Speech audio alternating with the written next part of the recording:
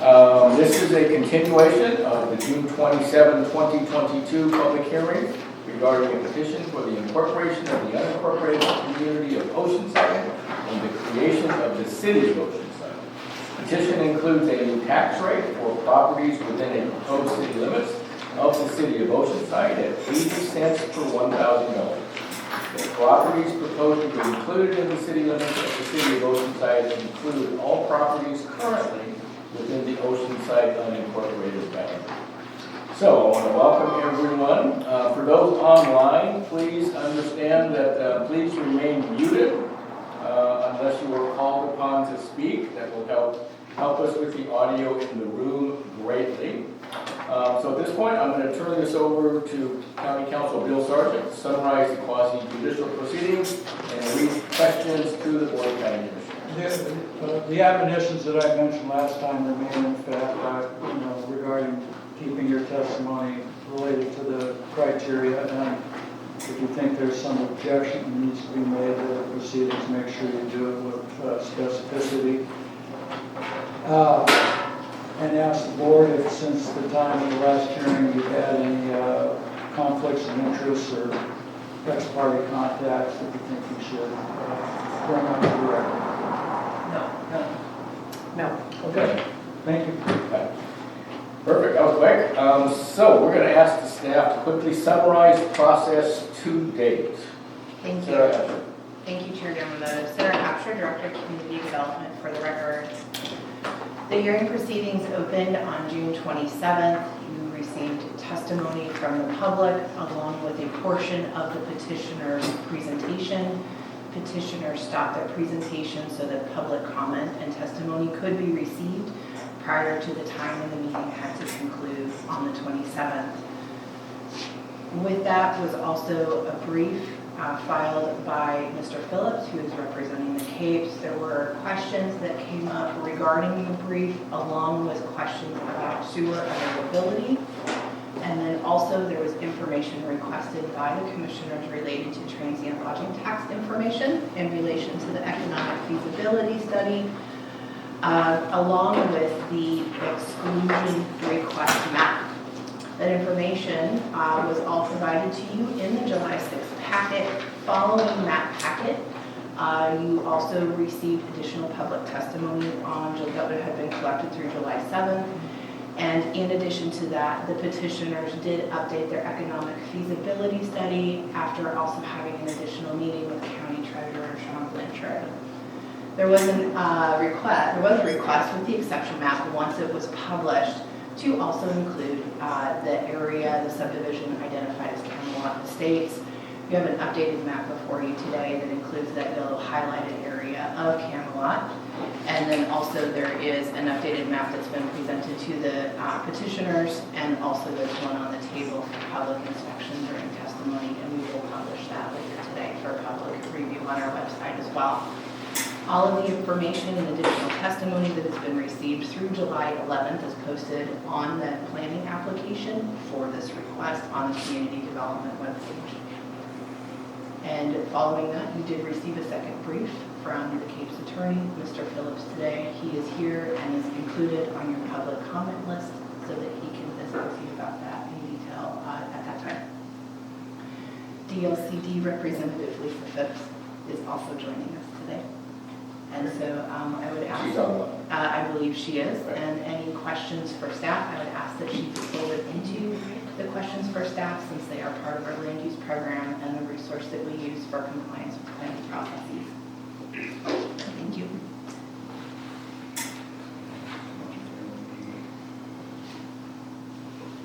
Okay, quite a few people online. Okay, so at this point, since we asked the petitioners to shorten their presentation last time so that we could take public comment, we want to start with you today. Thank you. So I will turn this over. Sorry, I was having a hard time hearing.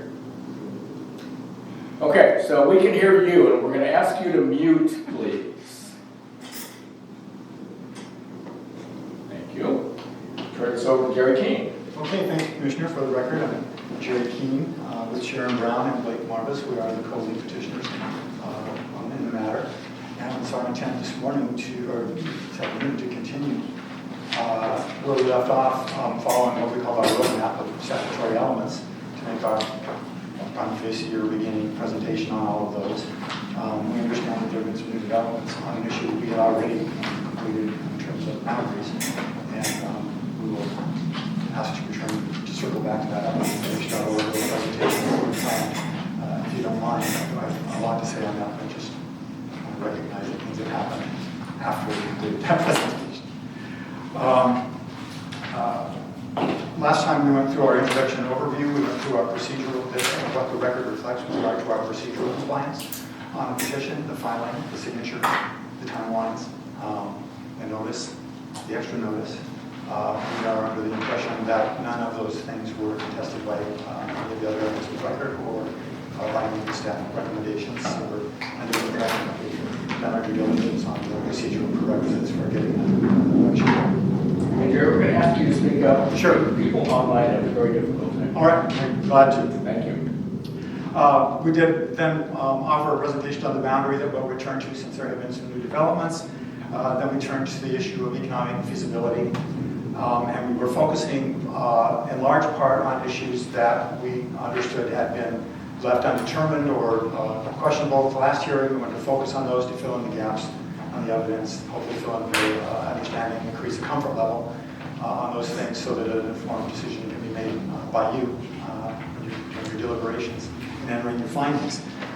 Where we left off, we had talked about the feasibility of the overall plan, discussed the adequacy of the tax base compared to other cities, offered you some insights on that, and we're going to go into the roads program, except that right at the end, we were asked for some additional information on the tax revenue information, expenditures, and so we put some effort into that, especially Sharon Brown did, and so I'm going to ask her to take over here and finish up the presentation on that and answer questions that you might have.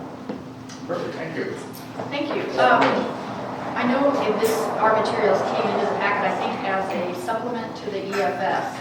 And I'm hoping you've had a chance to look at them. If not, I do have extra copies for you. But I hope to just walk you through kind of generally what we did. It's basically just a breakdown of the materials that we had on a yearly basis. But we really focused in on, as a hypothetical, what could be, based on what we see now, what we initially conservatively estimated, but then also giving you an option of looking at on the final page, based on what the revenue is in actual numbers now, what could be. And of course, there is difference between those different options. The first year, as I mentioned, I think initially, it's going to be spare, but that does not make it unrealistic. One of the things I talked to Sean about when we met was initially we're going to have a gap between when the initial tax revenues will come through. But we do have other income sources, including donations that the Oceanside community has been very generous with in the past. And Jerry often uses an example of when the beach access project was being developed. There was a notice of a shortfall, and over $12,000 was raised in a matter of just a day or two. So we have, and we know we have those resources available to us to help us get things started. But if you do look at the first year hypothetical revenue and expenses, you'll see that we are looking at repaying the county for the election costs, of course, because that's one of the first things that would have to be done. Dealing with insurance coverage in that second quarter. And then by the second quarter, we anticipate we'll have ordinances and the structure set up to go ahead and start receiving the initial part of transient lodging tax and the short-term rental operator fees, in addition to our donations. And that's really the picture of what initially there will be. We've already talked about different grants that are going to be available and so on, and we're also looking at building up our reserves. You'll see significant deposits into both the TLT reserve amount for the restricted funds, which we don't show any spending on that initially, because that will be up to the priorities set by the new city.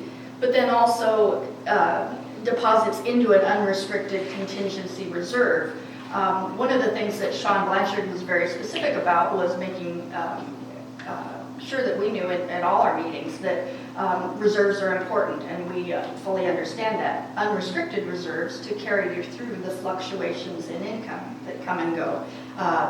And so all of these projections, and I worked really hard with Sean, and with the materials we already had, reflect the actual seasonal variations of when tax comes in, when short-term rental funds come in, and also when other fees, and if the city council wanted to develop a parking regulation and then decided to enforce parking fees, when might that come in? All of those things are going to be up to the new city in order to put in. So the first year, you'll see both our initial projections and then our revised projections with the increase in income. And unless you have any questions on that, I'll move to the third year. Let's go on to the third year. Okay. The third year then, you have a page 1 and a page 2. The page 1 is based on the information that we had as of when we created the economic feasibility statement. The second page is based on the actual transient lodging taxes that have been received this year, and it's substantially higher. And by that third year, you'll see that there is a great deal of other expenses that are going to come into play, the normal things that a city would do. But again, we've used the restricted funds, separated, put significant amounts toward reserves for capital road improvements, could be used for matching funds for grants that we know are available to small cities through ODOT and others. And again, the transfers to the unrestricted contingency reserve that will be primarily the fund that takes the city through months where the winter months in particular, where the income would be lower than otherwise. The second version, it optimistically gives us $1 million budget in the third year, and that's based on real numbers. It's a little awesome to think of, but it's certainly within the realm of possibility, and Sean Blanchard indicated our numbers are sound, and that's the best recommendation I could get from her that I could ever hope for, I guess. So, are there questions about that? We wanted to make sure it was clear that we are not depending primarily on TLT funding. In fact, we haven't even designated what that might be spent on. That's simply being transferred into a restricted fund, and it can be used on all kinds of things. But that would have to be decided by the city as to what their priorities are and what they would like to devote those funds to. But the basic operations of the city, and we did do a lot of work with other cities like Bay City, and looked at Manzanita and Rockaway Beach and so on, and compared their administration numbers and land use planning numbers and staffing, things like that. And we really feel this is a sound proposal for you. There's one additional element that Commissioner Starr and I had discussed at the end of the meeting with regard to franchise fees and our kind of catch-all fees element in the budget.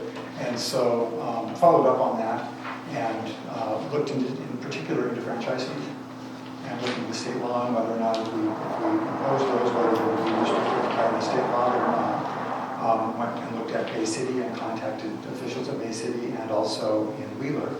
They each have franchise fees which alone total about $30,000 each of them, by coincidence. One's $29,000, one's $30,000. One of them, by ordinance, restricts that money to roads and storm funds. The other does not, and just puts it into the general fund, which again illustrates, or I guess verifies my research, that there's no law requiring that those be designated. So for the purpose of our hypothetical, we assumed that the city council would adopt franchise fees at roughly the same per capita level to come up to that $30,000, which fully then satisfies that item. So it is possible for us to just on franchise fees alone satisfy that with unrestricted funds That doesn't include other funds that would be available, other revenue sources that the city could add to that. But we just stayed conservative and made sure that that figure would warrant your confidence. Perfect, thank you, I appreciate that. And this is a little clearer to me. The original packet I was looking at from the last meeting did show the $360,000 in anticipated transient lodging tax funds. And you did specify that 2/3 of that would be put in the special fund because that really could not be used for city services. But then I didn't see in the last one where your expenses showed that $252,000 out. So that's where I had a question, and I sat down with Sarah and Tommy Stiver and we discussed that in great detail. So this is much clearer to me. Good. That you're not anticipating using all of the $360,000 in TLT revenue, because you will actually only have less than a third, because technically your administrative expenses also need to come out of that 30%, Correct. of which you have complete discretion. Right. So this is much clearer to me, and I appreciate that very much. That was going to be one of my questions today. Good. So this is perfect. And I didn't even tear too much of my hair out doing that. Glad they got that. Yeah, we did follow up with, I believe it's Manzanita, that uses the state's collection system for TLT. It's a portal system that people pay in month by month as they get their bills, and money is transferred from the state to them very quickly. So we were trying to make sure that we didn't have too much optimism about the lag in payment versus coming forward. And the state does charge a 5% commission for that service. Don't have to use it. The county, by the way, Sean Ledger wasn't familiar with the fact that the county regulations also allow for the county to collect a city's TLT and for 5% and get it back. We're not going to try to second guess the city council on which they're going to do, but we did research to make sure that cash flow would be an issue. I would say I appreciate it because part of what we're asked to do is we're asked to address the concerns and challenges that are brought to us from the community as part of this process. And there has been a significant amount of comment brought to us during this process about the amount of dependence on TLT. And so the extra work that you've done to go through and spell out that there is not an overdependence on TLT per the numbers, and that you have done the work to ensure that you have money to get started and you will have money to work your way through, that helps us help those who've sent the comments in to us. So it may feel like we are just picking, but we are responsible for making sure that the comments that are brought to us get addressed, and we understand the statute is somewhat vague. But the comments that people bring to us are not vague. And so we're doing our best to make sure they get their answers in this process as well, which hopefully, should this get to ballot, will help it be, you'll have everything you need, the questions will have been asked and answered during the process. So I appreciate the extra work at this point. Thank you. We absolutely agree with that, actually, and I think that the questions pushed us to do more research. We have an obligation to be sure that it's clear that there's a difference between the amount of information to be surfaced and help everybody make decisions, and the reasons you can rely on to deny the petition. There's a distinction. And we just have an obligation to be clear about that. But that said, I hope we've demonstrated we're fully ready to cooperate with the extra information that you're needing to do a comfort level with your job as commissioners with regard to the public input.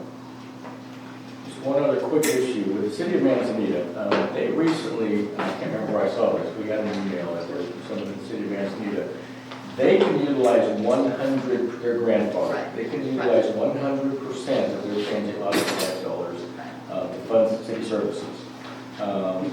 They were very concerned in 2020 when the pandemic hit and the county ceased short-term rentals and motels, things of that nature.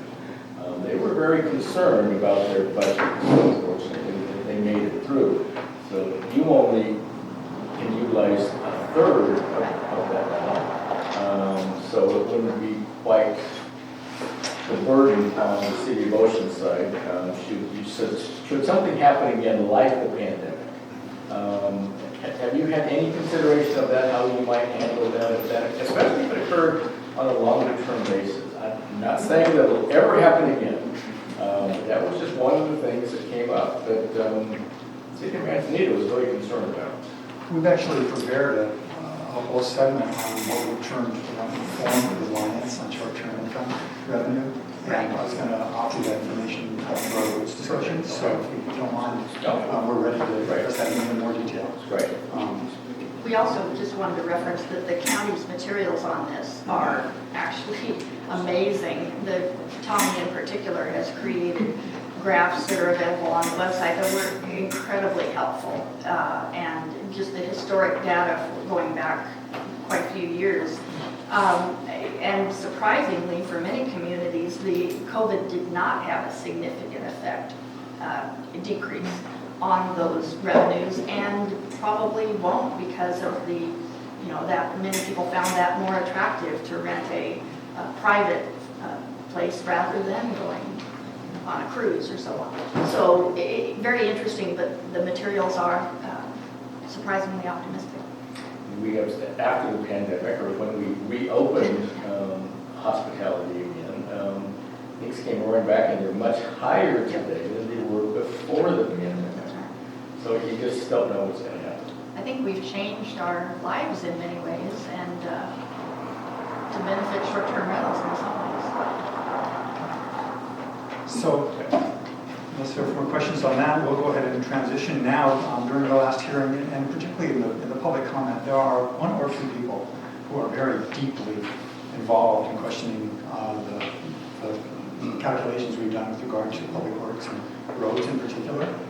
And we are actually particularly proud of the level of detail we've gone into to come up with numbers we think are feasible and based on actual practice of the county's expenses and our budget going forward. And to kind of lay that out in more detail, Rick Marvis is going to go ahead and outline that from our point of view, and then we can let you ask questions. Perfect. Thanks, Commissioners. As Jerry mentioned, there are some comments in the record that question the feasibility of the road program. But I think overall, walking through just kind of some broad highlights of what we want to emphasize from the testimony in the record, on balance, I think you'll see that, especially considering what to us fundamentally amounts to expert testimony of Chris Leahy, that you do have a feasible program presented to you that should move forward. One correction that we'd like to make is that I think it was myself who mentioned in the last presentation that Radar Road we considered a county access road. That was incorrect. Radar Road in Oceanside is a private road. So just to the extent that influences any benefits or any, I don't think it actually impacts the feasibility of the road program in any way, but just to make that clear for the record. And we did contact one of the leaders over at Radar Road and let him know right away, we're going to correct this and apologize.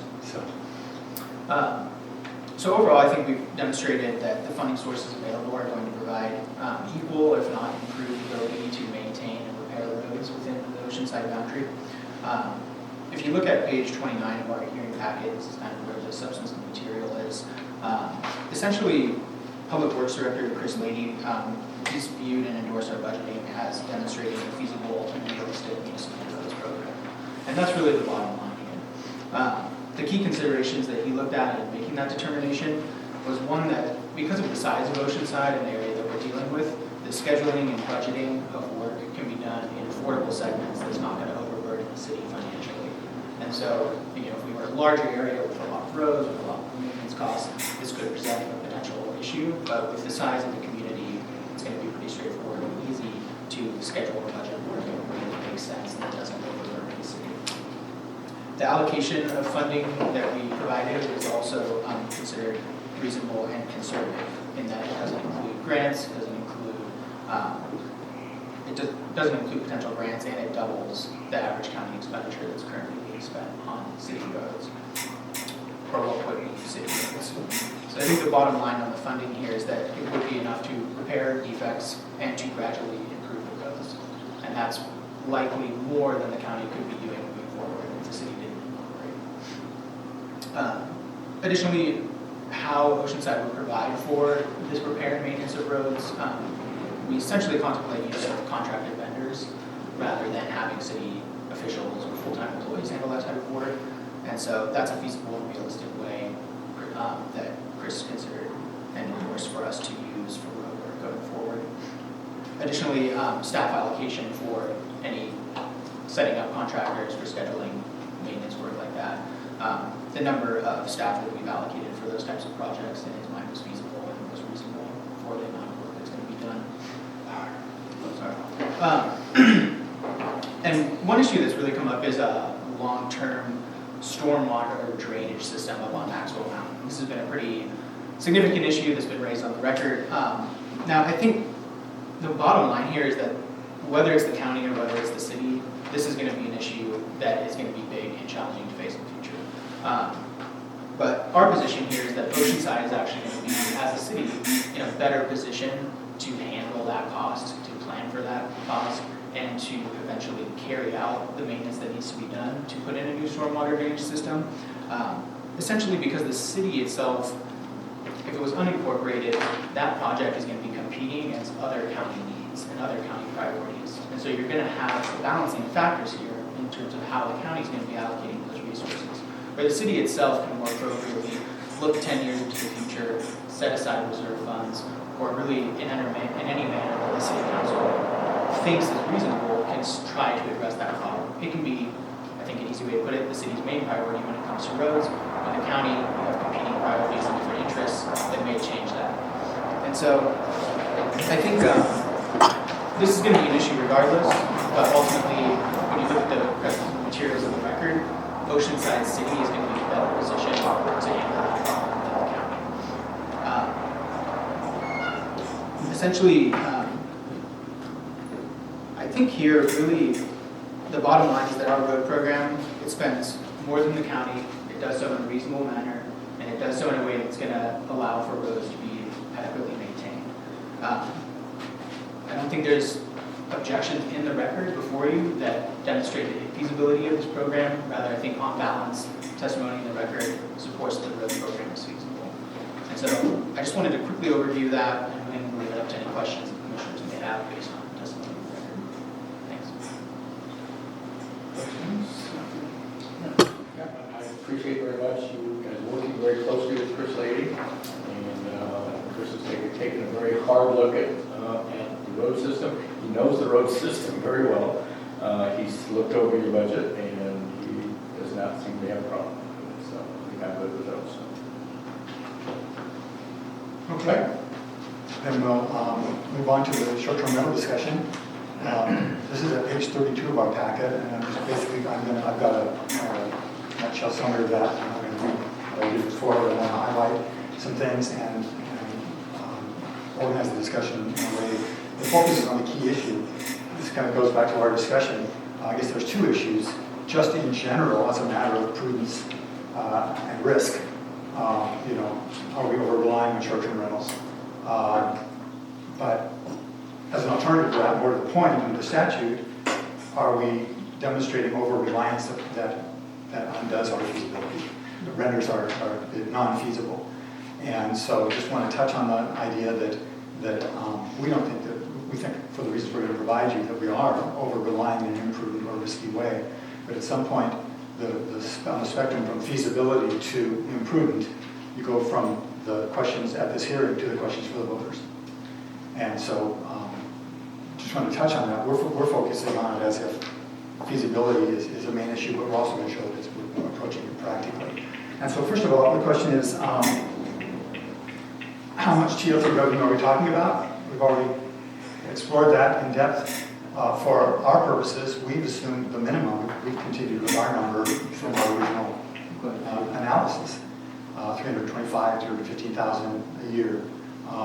And are just using that as our basis for comparison because that's what we budgeted for and that's the measure of our compliance. Other things that come in, other TLT money that might come in, we aren't budgeting the spending for. It provides a buffer against short-term gain against long-term risk. All of those things we think are kind of obvious, so we're not going to focus on those. We're just going to focus on the number we gave you. Right now, the revenue figures are ranging from 325,000 to 600,000, depending on how much confidence you want to have in how the future is going to look like the past. We're basing this basically on 325. What percentage of the general fund would rely on short-term rental revenue? We're trying to come up with practical questions that help get to what is over-reliance. But one solid measure is, you know, if you're looking at operating expenses, which is the thing you're most worried about disrupting, if you're looking at operating expenses, how much of your operating revenue are you relying on that 30% money for? Basically, that's the issue. When you add up our other revenue sources and then add up the minimum number of short-term rentals we're talking about, we come up with a figure of about 37% of our general fund would rely on the TLT 30% money. How does that stack up? I mean, how does it stack up with other cities? Well, we've offered that in the table, and it turns out that Manzanita, when you just look at its general fund and add it to its TLT and lodging taxes, they have a 70% reliance. Now, we've excluded all of the infrastructure, water, sewer. Those things are self-billing. They're not part of this analysis. They're not part of what we're going to be dealing with. So we have segregated those out to try to make this an apples-to-apples comparison. But if you do that, Manzanita, 70%, Rockaway, 50%. Oceanside, 37%, and you can increase it to 44% if you add in the operator fees. But if you just look at TLT, 37%. And Garibaldi, 37%. So point of that is that we're not out of the range of currently viable cities and their reliance and what they deem to be feasible or sensible based on their budget processes and public input. We feel like that's a pretty good point of comparison for us. Just to note that when you compare yourself to Manzanita, I think everyone needs to understand that yes, they can use 100% of their transient lodging tax dollars for city services, and at the same time, their property taxes for the city are about half of what you're proposing. So that's a difficult comparison, but I appreciate that. Right? Yeah, I just focused down on the issue of reliance. All of those things that you just mentioned make Manzanita even more reliant than we intend to be. Absolutely. So we're trying to increase your comfort level with the level of reliance we're planning for. We're comparing ourselves to Manzanita to make ourselves look good. Sure. But there's also, we're not just relying on that single, we're not cherry picking examples here. We've looked at the other cities and provided you. Now the other cities, much less reliance, but they have much less tourism, much less TLT. So they're kind of a separate group. So basically that's, to the extent we can give you hard data that might help give you a comfort level with the amount of reliance, we're talking about being within the range of feasible and prudent. That's what we have for you. We couldn't think of anything other than that to do to provide you with helpful context. But we do have some Oceanside specific factors, specific to our process, specific to our community, that we think should also add to your comfort level with this. First of all, you've got to look at it from both sides of the lens. If we incorporate, we're actually insulating the city from the vagaries of what might happen at the county with regard to pauses, with regard to petitions to ban. It actually is an added stability factor, not an added instability factor, depending on what Oceanside thinks about short-term rentals and what might happen internally. In that regard, we would like to point out honestly and sincerely, I think those in this room that were watching our public meetings on incorporation and reading the documents, the emails that were coming in, the issue of being vulnerable to the vulnerability that TLT reliance might create for us was thoroughly and repeatedly brought up and gone back and forth on in our public discussions before the ONA vote to endorse incorporation. It was an informed vote. No one's going to be blindsided by this issue. It was factored in to the things that went into Oceansiders' minds when they voted overwhelmingly to go forward with this. So it's informed reliance. The risks are known and we're taking into consideration that because that's true and because we had such a high participation of folks in that debate, that decreases the likelihood that in another debate over TLT money or short-term rentals that the city is going to vote to suddenly ban or reduce them in a way that's going to compromise the city's feasibility. They've already factored that into the vote to incorporate in the first place. It's unlikely we're going to see a gigantic reversal. To the extent that you can predict, that's what you have to go on. And so we offer that as a favorable factor.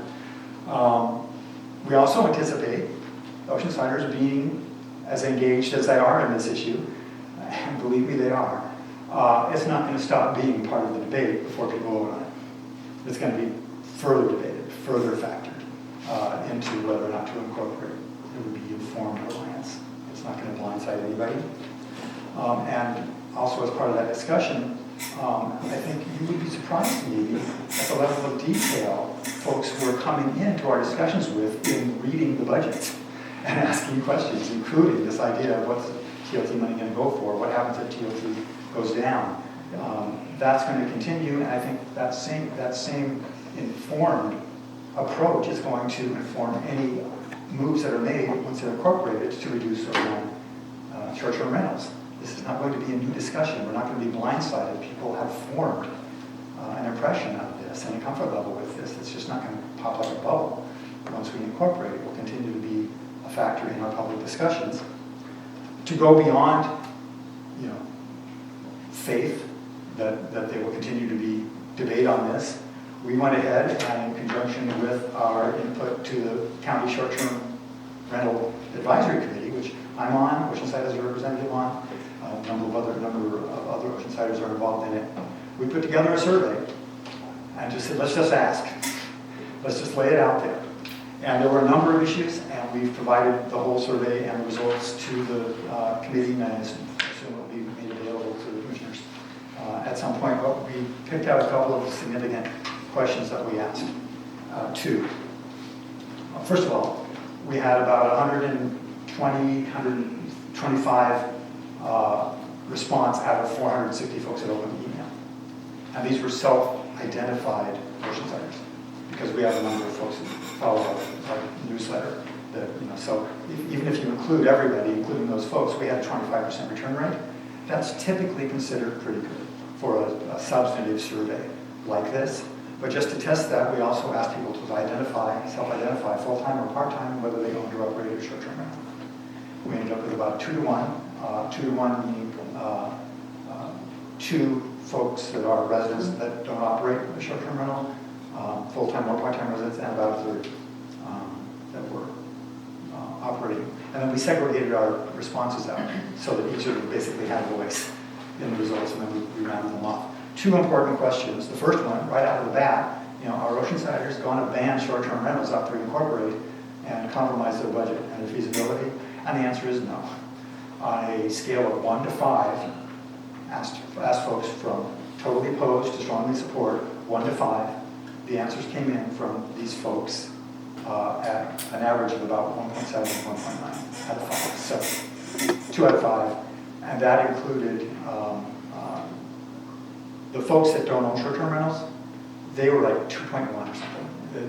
They were not a gigantic vote from the short-term rental operators outweighing a contrary vote by the both short-term rental operators and non-operators were pretty clear not interested in a ban. That's not a feasible solution to the approach. And that's without even knowing whether or not it's going to affect their budget as an incorporated city. Second, we did talk about caps, because that's the other thing that could limit. And we asked, what's your response to the idea of a cap localized by community, a tailored cap for Oceanside? Are you in favor of that or not? And basically a converse result, essentially about between 3.5 and 4 out of 5 support for that, which I think actually verifies and corroborates the validity of our first vote about bans. They distinguish between them. You don't have this wall of anti-short-term rental, mindset that's going to come into play suddenly. And then the other questions we asked, I think, even reinforced the idea that I think actually in a bit of comparison to some of the other cities and what they're experiencing with sentiment, short-term rentals are a more interrelated part of Oceanside's history. A lot more of our short-term rentals are in older houses with people owned by neighbors that we know, as opposed to people that are buying up 3 or 4 of them and running them as businesses and chains. That seems to be a phenomenon, in my view, listening to the input of more newer housing. People are incorporating that into their financing decisions to do new houses. It's not such a big deal in an area where most of them are older houses, which Oceanside is.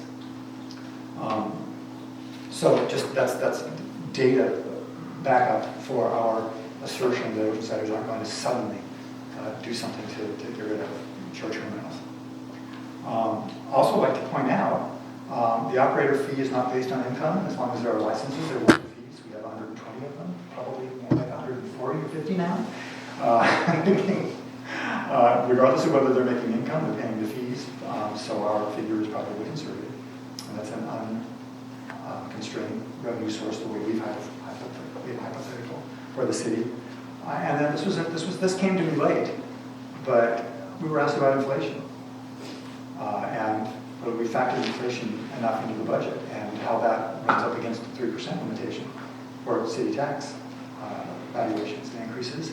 And when you look at it through that lens, short-term rentals are actually a hedge against inflation because they have no limits on what they can raise other than what the market will do. And their rate of increase in fees has been higher than the rate of inflation. And 10% of that will come to the city as TLT. So actually, short-term rentals actually add to the stability of the budget to the extent you're concerned about inflation because a good chunk, 30%, 37%, is going to be inflation protected. So that's right. So finally, the last risk that we could see was the idea that there could be an external move through the state legislature somehow that would compromise short-term rentals or the availability of income. We have an abiding faith in the power of the Oregon Restaurant and Lobby Association to fend off any moves in that regard, at least in the next 4 years. We think the folks that they have good connections with are probably going to gain influence in the next few elections, and we're not going to see a move to get rid of that. To the contrary, our sense is that there is a persistent pressure, water dripping on the stone, by all of the rural communities that do short-term rental TLT money in the state to expand the availability, to expand the fund, to get more than 30% can be used for general fund. We think that the bias, the balance of probabilities in the future not only weigh against reducing TLT and short-term rental revenue from the state legislature, but probably to increase its availability. And I guess just in closing, Commissioner Yamamoto has indicated a number of times that the county is involved in efforts to try to do just that. And we have had our own conversations with Oregon. We have our own relationship. And if we incorporate, you can count on Oceanside as an effective and well-organized advocate and ally in that effort. It will be in our interest to do that. And we've got the time and personnel to volunteer to work on that and make connections. Okay, any questions about that?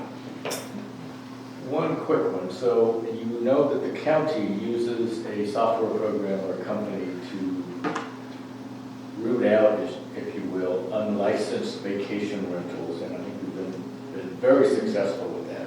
Are you planning to do something similar, or would you contract maybe your community development to utilize the county's program? We have had that discussion with Sarah Absher, and she has indicated her willingness to do that. We did anticipate that as a need. And I think that would be money well spent, obviously. Probably at some point in the future, we are a small community where everybody's within eyesight of everybody else just about. So at some point we may feel that we can do the screening ourselves. But certainly at the beginning, we'll probably be taking advantage of that. Any questions? Any questions? You guys are doing a good job. Well, I hope that's what it means. Guys, anything else you want to add? Just kind of circling back, then I think you're probably going to open up and have some discussion on the boundary issue and the new developments that have come into place. We just obviously, it's obvious that our work was done based on having been involved in the same meetings that Sarah Absher was with the state land use folks and being under the impression that there was no question about the sewer issue. We understand that now some question exists, so there's no question in the opposite direction. And so you have to take our prior discussion with that in mind.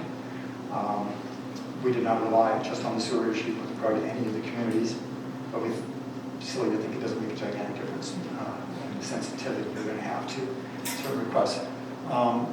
We would like to raise this issue, so it's on the record and maybe gets discussed. There are some broad areas of proposed exclusion here based on like one or two people just putting on the record that they'd like that area excluded. We don't think there's been any work yet done on what the trigger threshold is for having two people in an entire neighborhood say they want out, and so you consider excluding the entire neighborhood. There are people in those neighborhoods that don't want to be excluded, who think they will benefit, and the idea that the whole thing gets thrown up onto the table, the dice, based on it might be a really small minority of folks, needs to be, I think, addressed in your deliberations in terms of, not only how to decide the issue, but whether it's even been adequately raised with regard to particular areas. We would point out, for example, that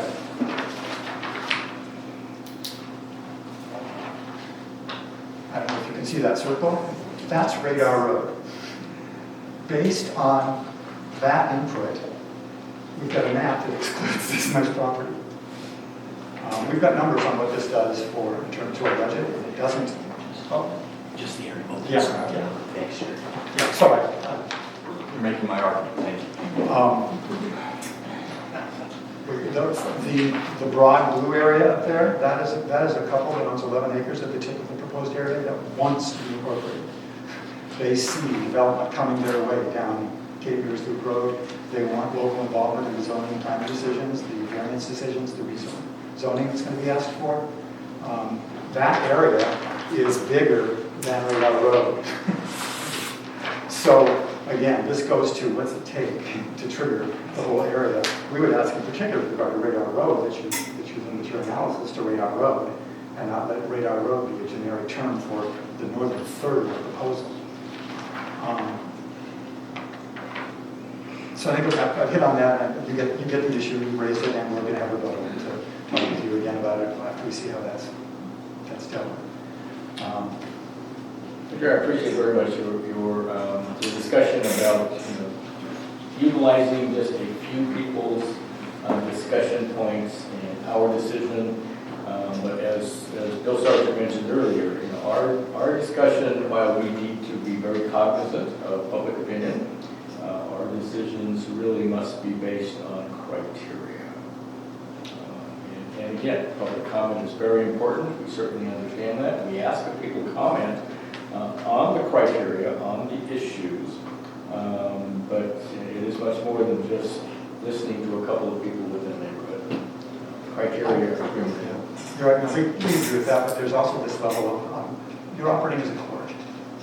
You're not raising and dealing with objections on your own. You're ruling on objections brought to you from outside.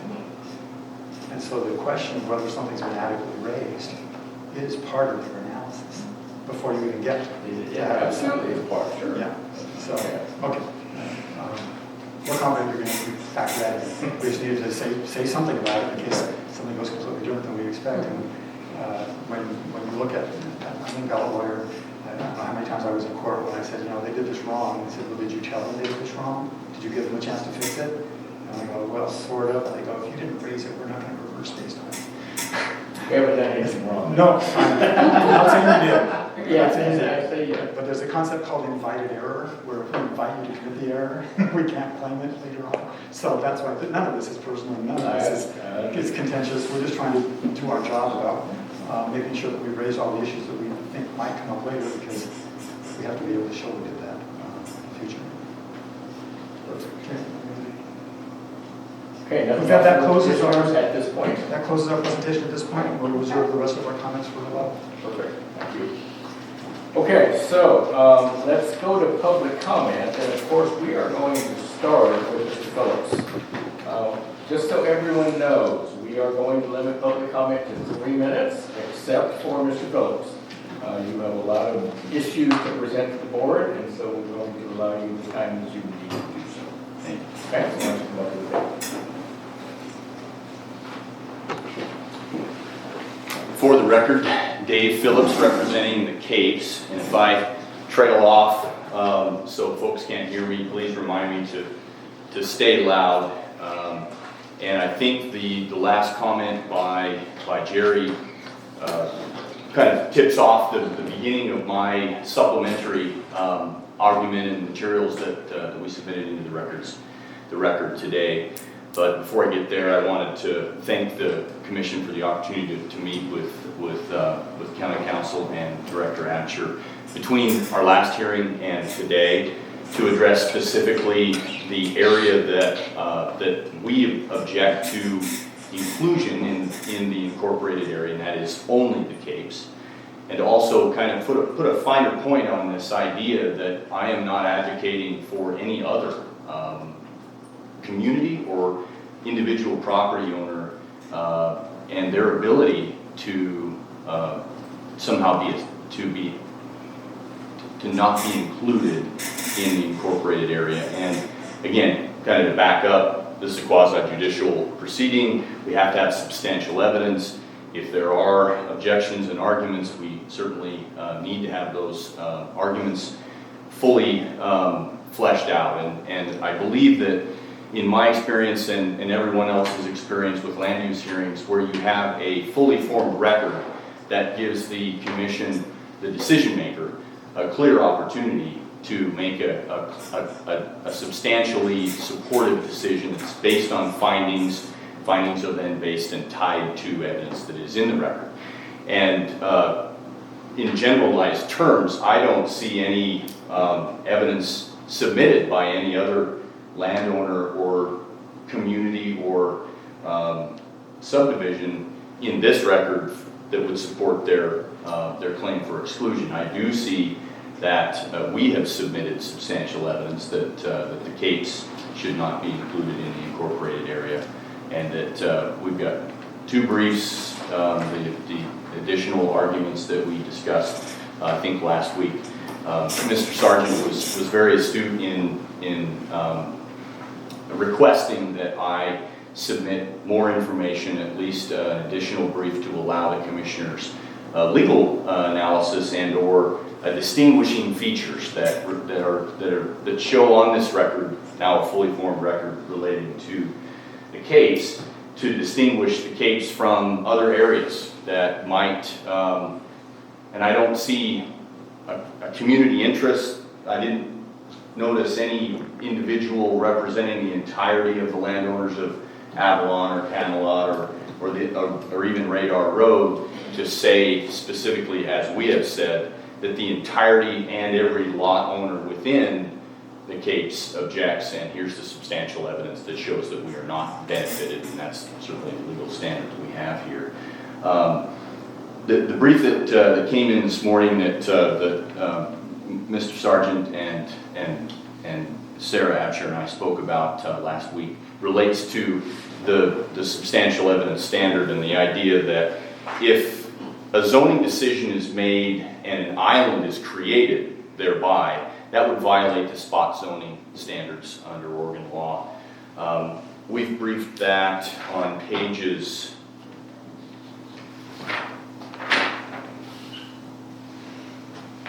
5 through 6, 7 as well, that relates to this idea that and usually this is a concept that comes out in an in a rural area where we have vast swaths of resource areas that want to get rezoned into commercial or residential areas.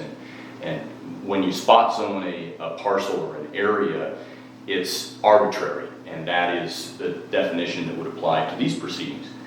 An arbitrary decision is one that is not based on the record and not based on substantial evidence that is in the record. And to the extent the Commissioners, and again, I can't advocate on behalf of these other random requests for other areas to be excluded, that to the extent they were excluded based on the record that I see, that could be considered arbitrary.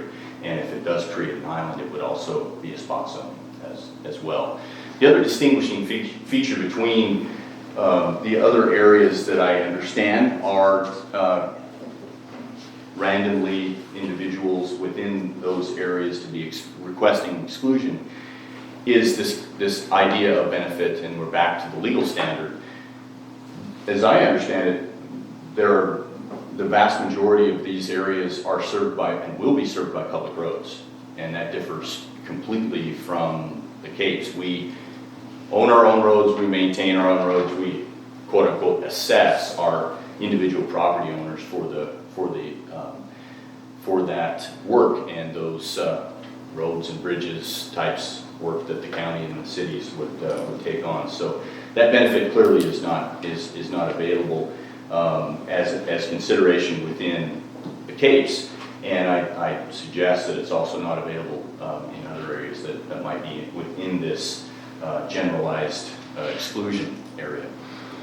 I was also, and most importantly, we did a deep dive into that underlying question as to whether the platted lot owners of the Capes have an inalienable permanent right to connect to sewer, and we confirmed that. And I also believe that the LCD has concurred with that as well. We have a short email, and I understand she is also available to corroborate any of that information. Matt at my firm summarized 3 of the positions that DLCD takes on this subject. Certainly that we have a grandfathered right, and that's based on platted law. The plats themselves are contracts between the landowner, the developer, and that those services be available at that time. So the idea that they could be taken away in the future would certainly violate that initial plat decision that occurred in the 90s. And the second issue, and I can't speak for DLCD, but I can just interpret the email that is in the record. The case will return to their underlying zoning classification, which means some future projects might also have a non-conforming use aspect, but we've already been zoned, we've already been planned, we're single family, we're going to just build homes on those, unbuilt out lots, and they'll connect to sewer like they were originally intended to do so.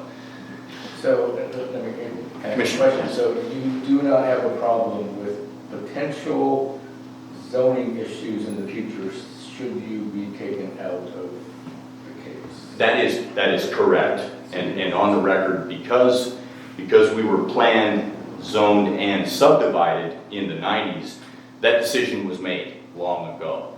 And again, generally in the state of Oregon, as outlying areas are platted into, we call it parcelization. And this area became a community growth boundary in and of itself over time as well.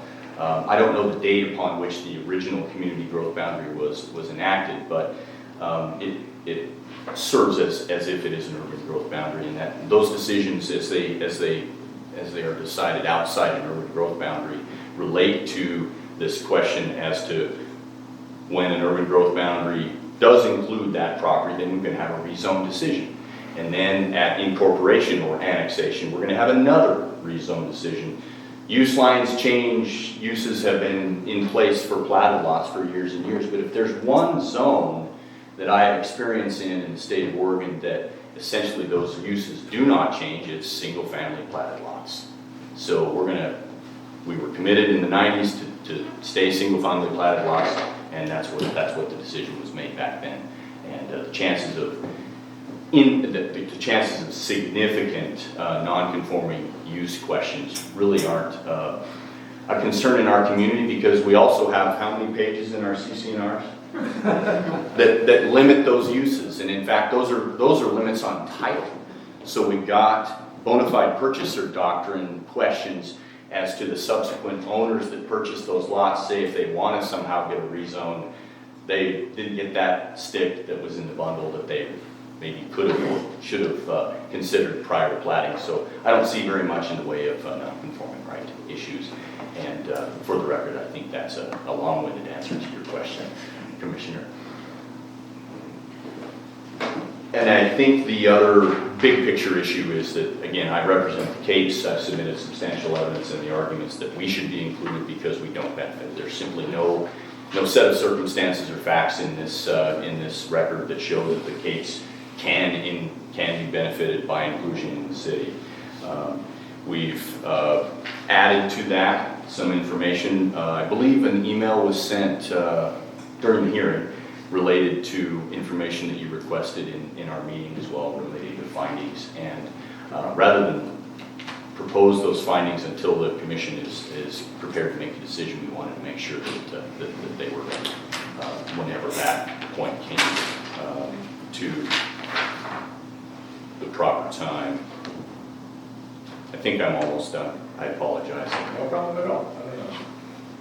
And we tried our best to keep our briefings under 10 pages at a time, so we didn't put you to sleep with the vast length and breadth of land use discussion. And again, I'm not here to object to the city's incorporation. I'm not getting into the weeds on their financial discussion, the due diligence that they have to do to prove feasibility going forward. We're just talking about the capes and that benefit question and the legal issues that may result from excluding the capes from this incorporated area.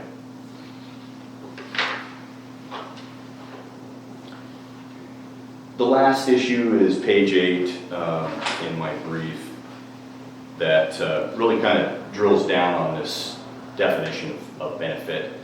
And I think that because the record really is fully formed now, and we do have a unified set of owners that have shown that the statute is, as many statutes are, a little bit ambiguous and certainly hasn't been interpreted by the courts of appeals of the state or the Supreme Court, and even LUBA. We've got one case out there that kind of gives us the idea of what benefit really looks like as you apply it to individualized owners or areas. And with that, I believe that if you have questions or further interaction, County Council and I will continue to work together. But again, I think the petitioners and myself are aligned in the argument of this randomized exclusion request. I'm not even sure if it substantiates such an exclusion request necessarily, because I don't really know, and I can't tell from the record how many individuals have requested that exclusion. And but yet, to contrast with our community, we are 100% opposed and objective with pornography. Thank you. Questions for David? Oh, I'm sorry. anything else? No, I just tapping my ear so you can speak over. So I can speak up. You told me to repeat. Running, yeah, we'll just yell at me. Running out of I think that depending upon how you address the issue, we stand ready to provide more information if necessary. We obviously have another hearing that where the record may or may not stay open, and County Council is going to certainly handle that question. Perfect. Questions? No. I want to go back to just one statement that you made as we were talking about underlying zones and issues like that. You were not completely equivocal about there are no underlying issues with zoning should that happen. So that tells me that there may be some issues in the back of your mind. Yes. Could you equivocate on those possibly? And I'll give the commission an example. I represented a community on the top of Cooper Mountain. About 5 years ago, Beaverton took over that grand planning job and created that amazing community that's downslope toward Rogers Road. My folks had been platted on 1 acre lots, which do not exist anywhere in the state, right? Because we have Title 11 in the Metro Code that requires that 15 density units on average come in for every acre of included planned property that comes inside an urban growth boundary. And my folks at the time, platted since the late 90s, a little similar to what we have going on here, were wondering whether or not some of their owners might further subdivide these 1 acre lots with quite large homes into smaller, and again, back to this density question. So the community at the time, we looked into our CC&Rs, which prohibited further plat as a matter of title, thus eliminating any non-conforming use questions. And the reason why that comes up is that and I don't think I fully got to the end of that discussion, is that density 30 years ago, the standard was R110 lots, right? Now we're looking at 4,500 square foot lots, and understandably, we want a dense urban area. And so as that area comes in, say to the extent there ever was an annexation or was a rezone by the county of the Capes, I don't think you have large, expansive, like the Cooper Mountain situation. There was no zone available within the county to rezone those folks to a zone that matched their boundaries. But because that question was handled by title law, I didn't see in that case, and there was no questions from the commissioners in that matter that related to non-conforming, what I call infill subdivisions that spring up, and then you've got fights between folks of impacts. And see, that's the kind of thing that we wouldn't have here, because we've been platted for single family lots. And what's the average size of those 33 lots? Probably half acre. Okay, so fairly large. And a single family, and then we have townhomes that are joined together, but they are around at least a quarter to a half acre there as well. We have a lot of common land property that's used for everybody's enjoyment, and the HOA is responsible for it, and it can't be developed. So, Additional restrictions. First instance, title law, and certainly if a developer came in and tried to replat something, they would run up against that prohibition in the first place. So one other question, I hope you don't mind. So I understand the zoning conditions, but the unincorporated communities, Oceanside, Pacific City, the Right. county, the cities, they all have rules and regs on setbacks and height restrictions, things of that nature. Does the Capes handle those things internally? Do your CC&Rs handle those building requirements? Would you? I don't, Would you like me to come on up? Yeah, come on up and well, explain here's the your process. RC. You own a lot, and you want to build a home. So you have to come to the Architectural Review Committee for the design requirements. Architectural Review Committee, for the record. Right. Once those are met, then you apply for a building permit through the county. And the county reviews and issues building permits and also does all the inspection work during the course of construction. So we are limited by the setbacks as well as the height requirements that are currently in the law. Our biggest thing is if you're ocean front property, then you're limited to a 25-foot height, I think, or 24-foot height. And if you're not, then you're limited to a 35-foot height. And the HOA, through our CC&Rs, we can also govern that height as well in order to protect views. So it undergoes quite a lengthy process.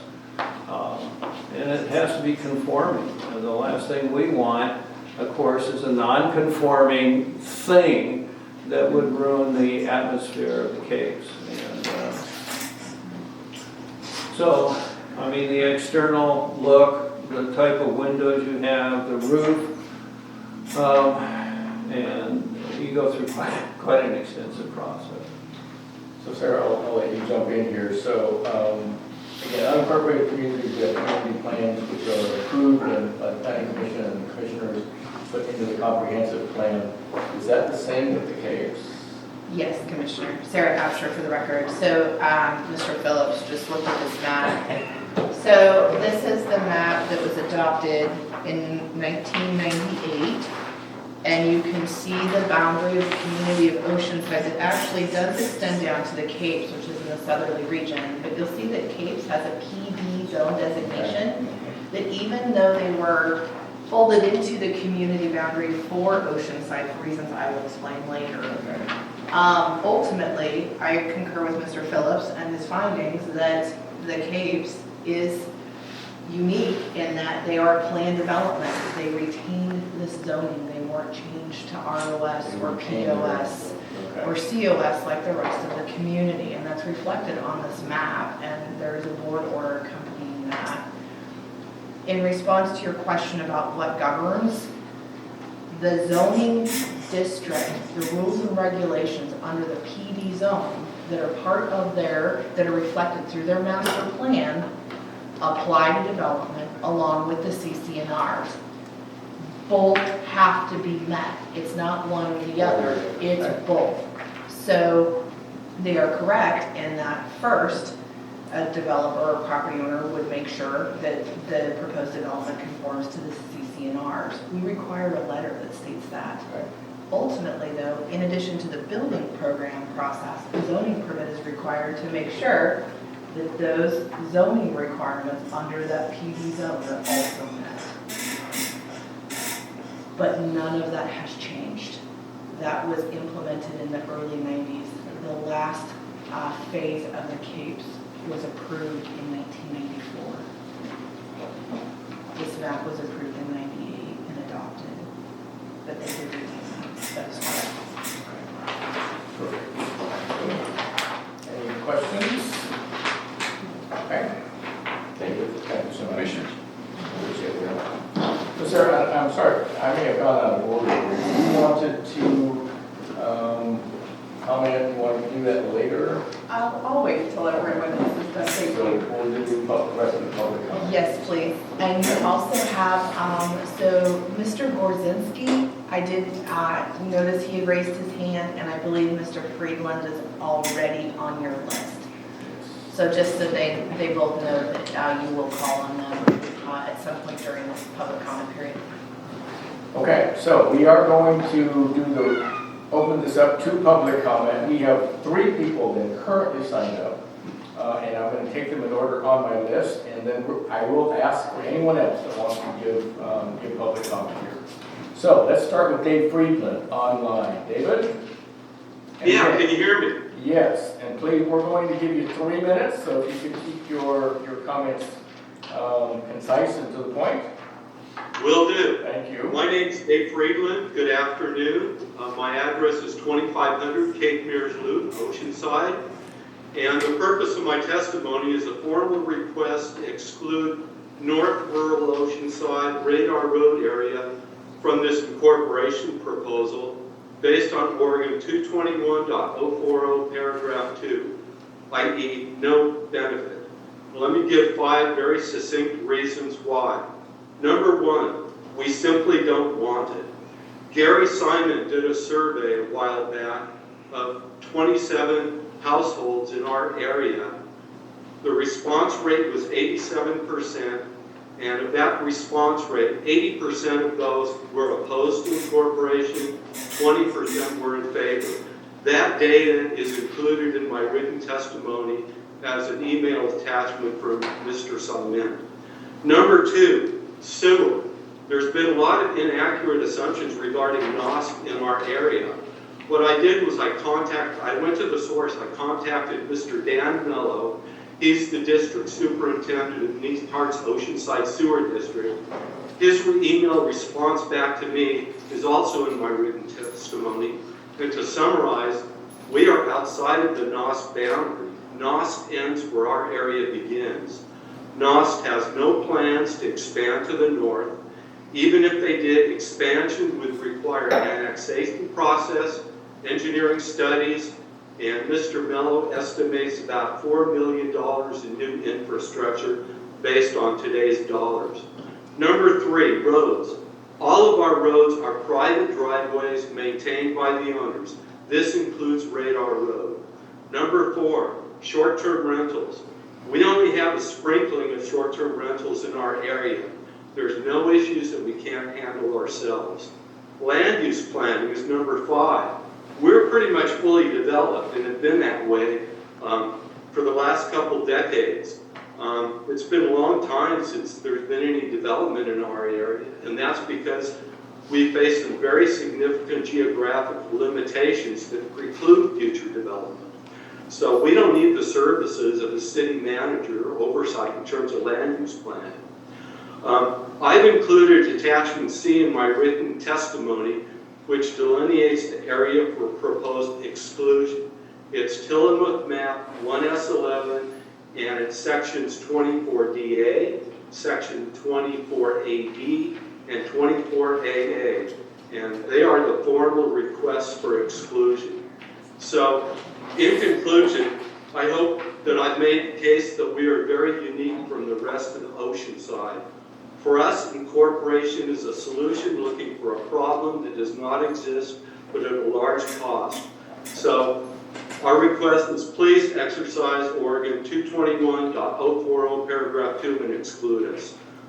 Thank you very much for this opportunity to testify. I'd be glad to answer any questions.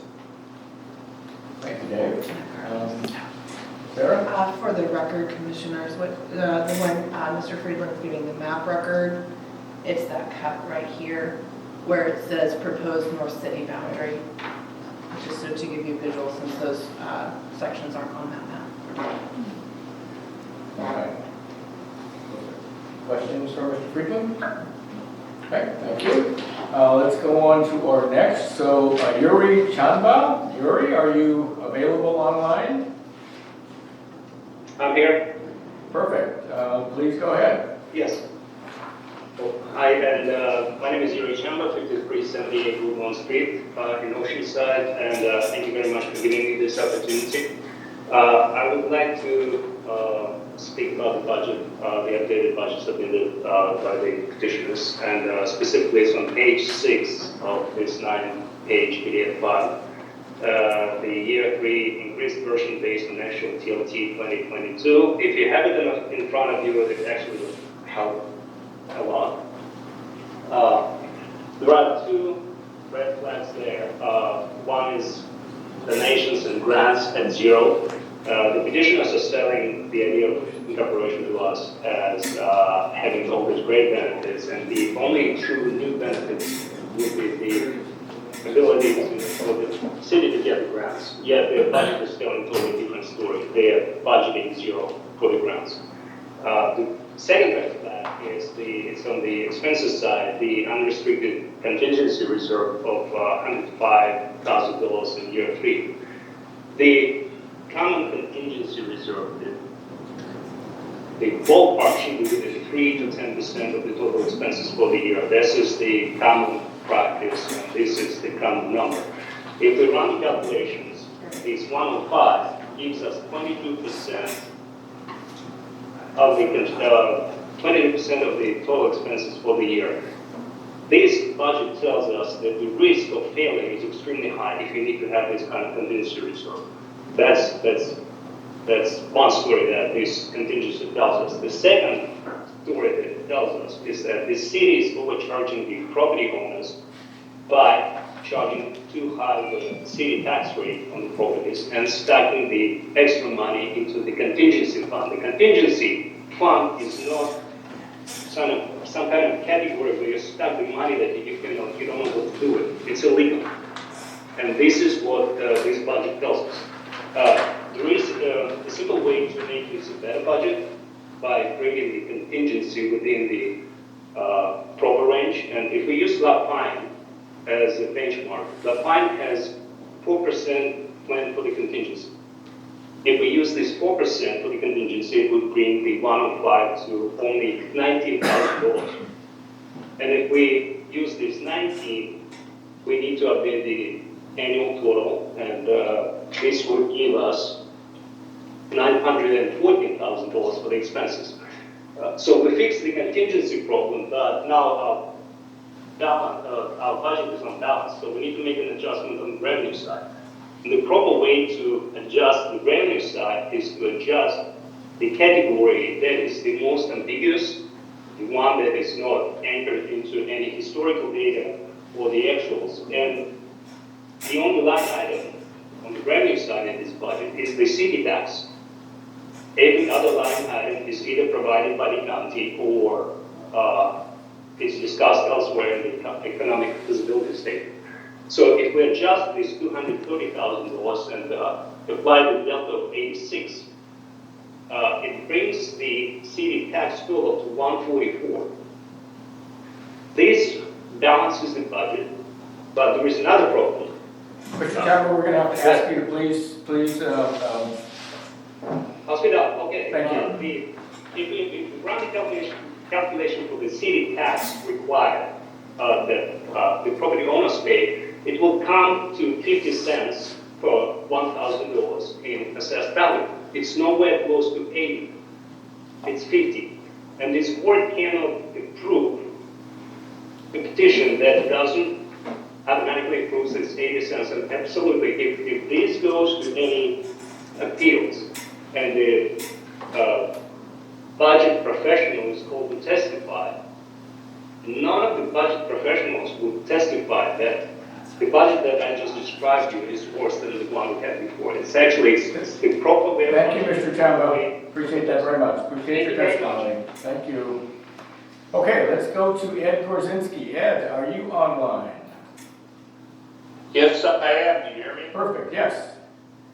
I have a question, and it's related to a statement Mavis made regarding the stormwater. It stated that it would be to the advantage of Oceanside were incorporated, it'd be easier for us for the city to handle that rather than the county. My question, and I had heard from someone that this would cost Oceanside somewhere between $18 and $20 million for the stormwater. I want to know, I know the 80 cents tax rate in the budget would never cover this. Does that mean we got to go and vote for a large bond issue, which would be significantly larger than than the sewer district? How would that affect our tax? Where's that $20 million going to come from? Mr. Korzinski, I'm not sure that you should expect a response at this moment. I am sure the petitioners will respond to your question. So please continue if you have any other comments. Okay, that's all I have. I'd like an answer where that $20 million is coming. Okay, again, I'm sure the petitioners will address that as they move forward. Thank you for the opportunity. Thank you very much. Do we have anyone else online that would like to provide comments?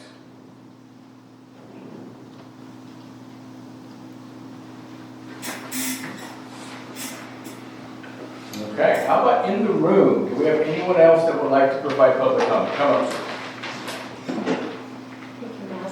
Yeah. And please identify yourself and give us your approximate area of residence. My name is Kent Searles, my wife Nancy, and I live at 2675 Radar Road. Thank you. And I have extra copies of that. I'd like to show the commissioners a map. Okay. And that's a copy of an article for each commission.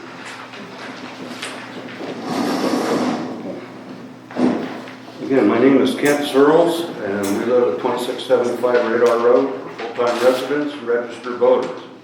I've handed out a copy of a Headlight Herald article dated in '92 for review that clearly states that Radar Road is a private road, not a county road like the streets of Oceanside. We have learned that neither an incorporated Oceanside nor Tillamook County will maintain or in any way improve private roads or lanes. All 16 properties on Radar Road have privately owned and maintained septic tank systems and drain fields.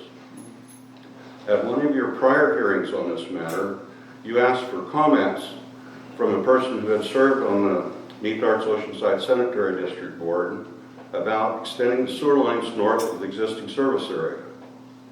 The answer was not at all likely, due to the cost of about a mile or so of sewer line and required pumping station to service the area of the original proposed incorporation.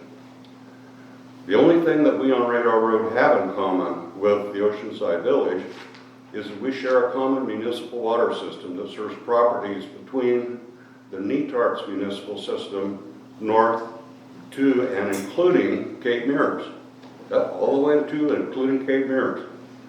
Both the sanitary and water districts are what I would call standalone service districts. They can tax their users for bond repayment, and they can assess user fees. Neither of these service districts should be used to blackmail voters to vote one way or another on the incorporation issue. I believe that the real issue here is who gets to control how and where the short-term rental tax is spent within the proposed incorporation area. Right now, Tillamook County makes these decisions. We have a lot of short-term rentals in and near Oceanside. This creates a huge revenue stream into the Tillamook County Treasurer that can be used anywhere within the county. I'm sure that Tillamook County has become dependent somewhat on this revenue.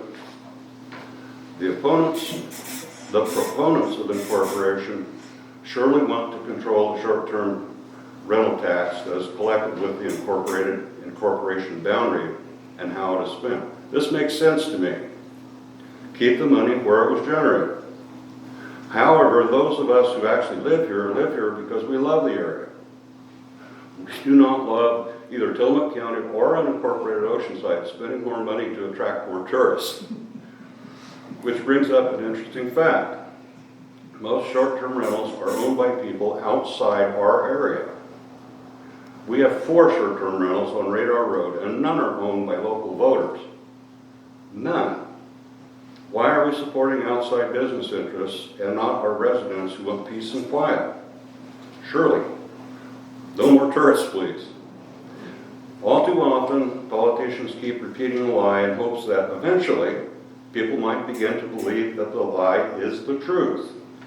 Both proponents and opponents of the incorporation issues seem to be doing this. I do hate politics as usual, and this is what we have seen somewhat on this issue. We and you should be better than this. We should consider what is best for everyone in the area, not just special interests. Mr. Searles, you are over 3 minutes. If I can ask you to wrap up, please. Okay.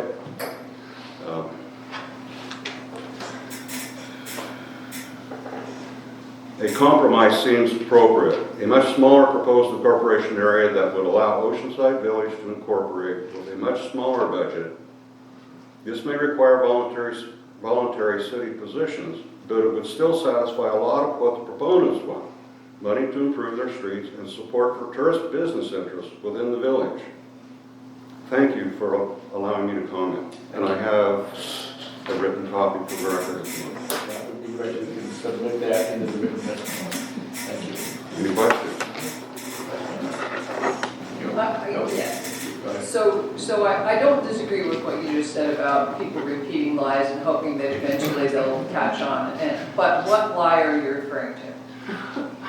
Well, the Radar Road would benefit. No, we aren't involved in anything common with the village of Oceanside except the water service, but that goes all the way to Cape Mirrors, includes them. We have our own septic systems, drain fields. We take care of our own road stuff.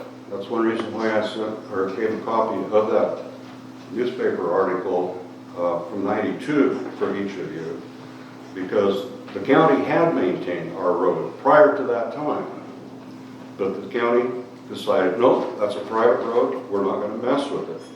And during previous Zoom meetings and testimony from the proponents of the issue, they clearly stated that they would not interfere or bother or maintain private lanes or roads. So the question is, how could we benefit from incorporation? If an issue comes up in the future that would indicate that it's appropriate for our area to be incorporated, I'm sure that we could join with the corporation. I have, however, never, ever seen an area of the city become unincorporated and removed from the tax base. So if there's prevailing interest that we need to join later, I think we can. For instance, if the sewer became available. Pardon? For instance, if sewer became available. Yes. Yeah, and that's one of the issues that I was referring to also, is how are people using whether or not they can hook up in the sewer, whether they're incorporated or not. That's the fringe of things that I don't believe are totally true. Thank you. Thank you, Mr. Searles. Thank you very much. I do want to address one issue. I'm reading this article that's found in the headline Herald in 1992, and I find it very interesting. you have to understand, our public works department is funded mostly by U.S. Forest Service timber harvest. 50 years ago, we were maintaining roads that weren't ours. But that's because we had 50 people in our public works department, and we had a ton of money in federal timber harvest. That timber harvest over the past 25, 30 years has plunged. Currently, our public works department is down to like 13 or 14 people. And again, the county's 30% of the transit lodging tax, a little over $1 million, that is today a quarter, at least a quarter, if not more, of the public works budget. So we can no longer do what we used to do because we could, even though it wasn't our responsibility. So I take a little exception to this article, but just wanted to put that out there. Thank you. Okay, anyone else in the room like to provide public testimony? Sir, come on up.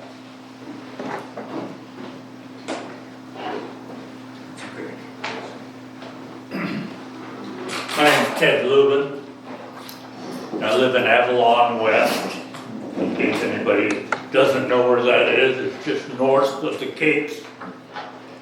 Our southern border is the northern border of the Capes.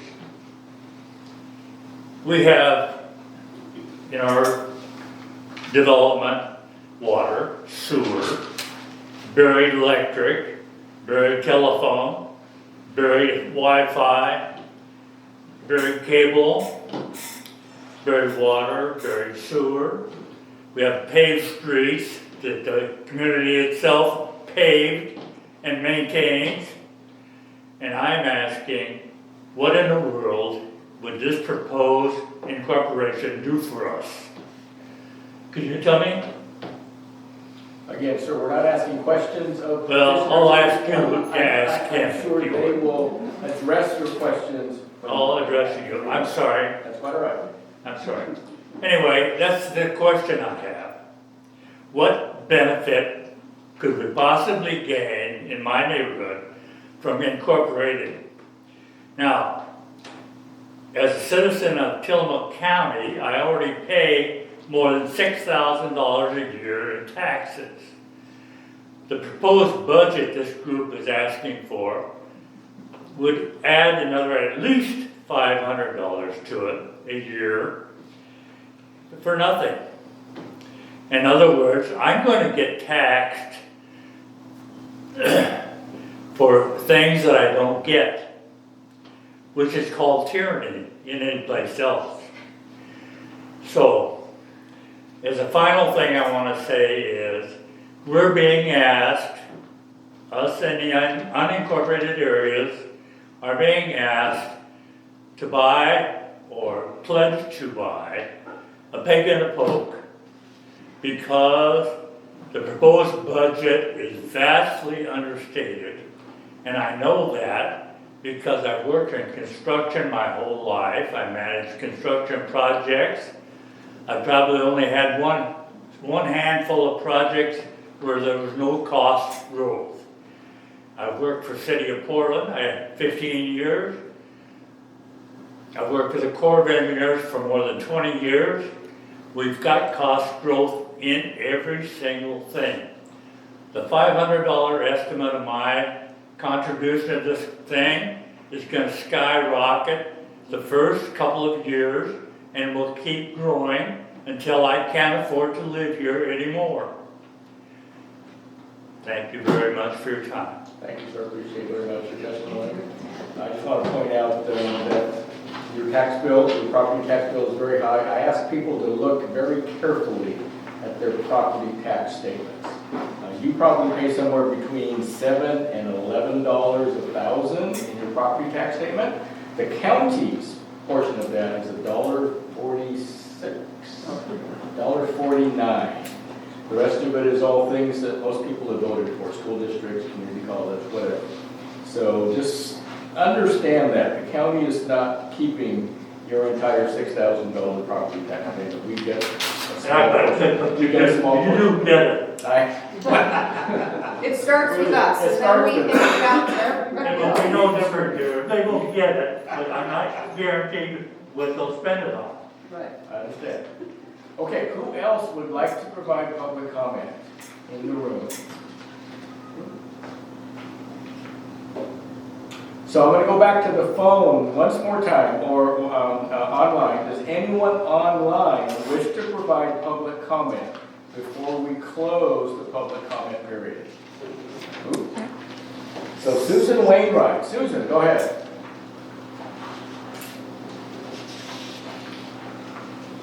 You have to unmute yourself, and if you could turn on your camera also.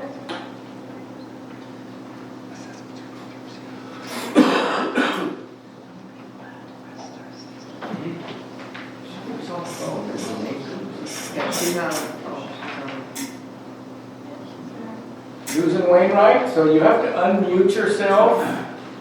There should be, so I don't know if you're, I'm pretty sure you're online, because if you're on the phone numbers show up. They should. There you go. I think we can hear you now. Okay, Yeah. I'm very sorry about that. No, no, Can no. you hear me? Yes, thank you. Okay, thank you very much. I do apologize. And Susan, can we ask you to identify yourself and give us an area of residence, please? My name is Susan Wainwright and my area of residence is Terrace C. Thank you. And this comment is going to make a lot of people unhappy probably, but all I can say is that in the 25 years that I've lived in Oceanside, I've seen a lot of controversy about a lot of different things. This is no exception, of course. Money is always the crux of the issue. And when I think about Oceanside into the future, I realize that if we as the citizens and property owners don't do something to benefit Oceanside, not just one or two groups of people, but everyone who lives in or around Oceanside, it is going to deteriorate. And if it does, everyone's property values will be minimized, and there's simply nothing that anyone can do except support your community. So I don't wish to pay more taxes, and I don't blame anybody else who doesn't wish to pay more taxes. But taking care of our community and enabling it to go forward in a productive way and do the things that will maintain property values, in my opinion, is nothing more than fiscal responsibility. And I ask all of you to search your heart and ask yourselves, is 80 cents on the, is 80 cents on the $1,000 value of your home really more than you already spend on things like publications or possibly club dues or possibly trips to the liquor store or online gambling? Anyway, I am so frustrated by my neighbors who can't see the wisdom of this. And I'm so happy to have been a part of it, even though I have to acknowledge that we've had an uphill battle. It's just good to support this effort. And I thank Jerry and Blake and Sharon especially for their hard work. Thank you. Thank you, Ms. Wainwright. Appreciate that very much. So I see that Lisa Phipps wants to make a comment, but I'm wondering, Lisa, I think we're counting on you to really present during Sarah's portion. But if you would like to make a public comment and then add on to what Sarah is talking about, we can do that also. That's up to you. Sure. Lisa Phipps, Department of Land Conservation Development. And the only reason I raised my hand was I wasn't sure if I was going to have an opportunity to address something that was heard. So if you feel like that is going to take place, I'm very happy to wait until Sarah starts. Yeah, that's fine. I would Commissioner. Hey, hold on just a moment, please. I don't know if people on the phone, if anyone wants to testify on the phone, I don't know if they know they need to press *6 to unmute. I don't think we announced that. Oh, okay. Okay. So, are you good with Lisa waiting? Absolutely. Okay, so Lisa, if you don't mind, you can wait, and we're gonna be peppering you with questions, and so I think this is perfect, so you don't have to go through public testimony. If you want to, you certainly can. Thank you so much. Thank you. Okay, so I've just been informed that we have quite a few people on the phone, and maybe if you want to make public comment and you are on the phone, you need to press *6 to unmute yourself. So anyone on the phone, if you would like to make public comment, please press *6 and we will recognize you.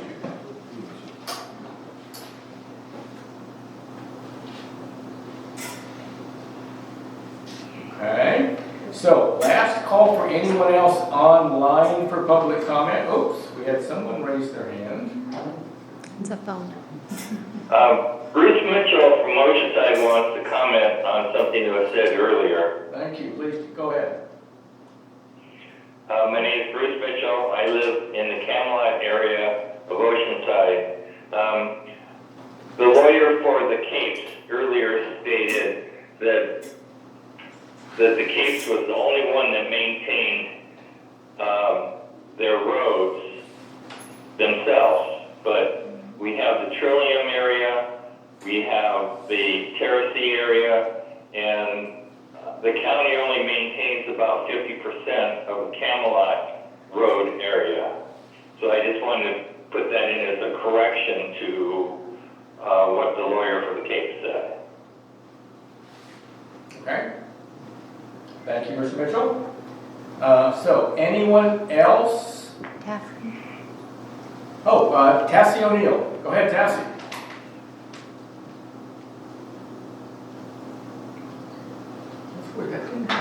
Hello, can you hear me? Yes, we can, Tassie. So Tassie, are you on more than one device? We're getting a lot of, oops, she disappeared. No, she's down further. Yeah, I think she's. She went on the phone because she was having a hard time hearing, so she's had both of them up. Okay. She probably just had the phone. So Tassie, I'm not sure what happened to you. Are you there? Or hopefully you Okay, can you hear me now? Yes, that's much better. Thank you. Okay, very good. I had to hang up the phone because I can't hear you on the other way, so I was on the phone. So I just wanted to make it clear once again.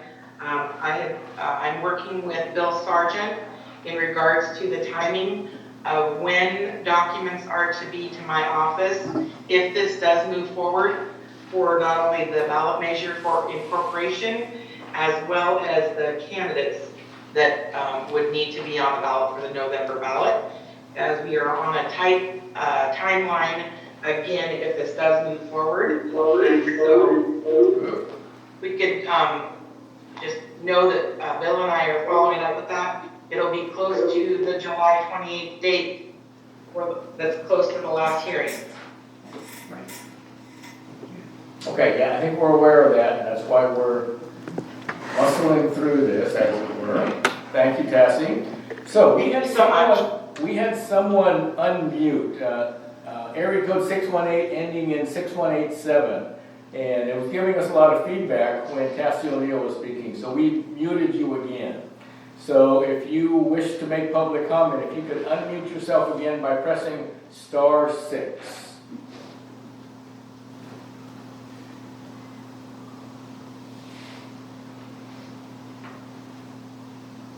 Area code 618 ending in 6187. Press *6 if you'd like to comment.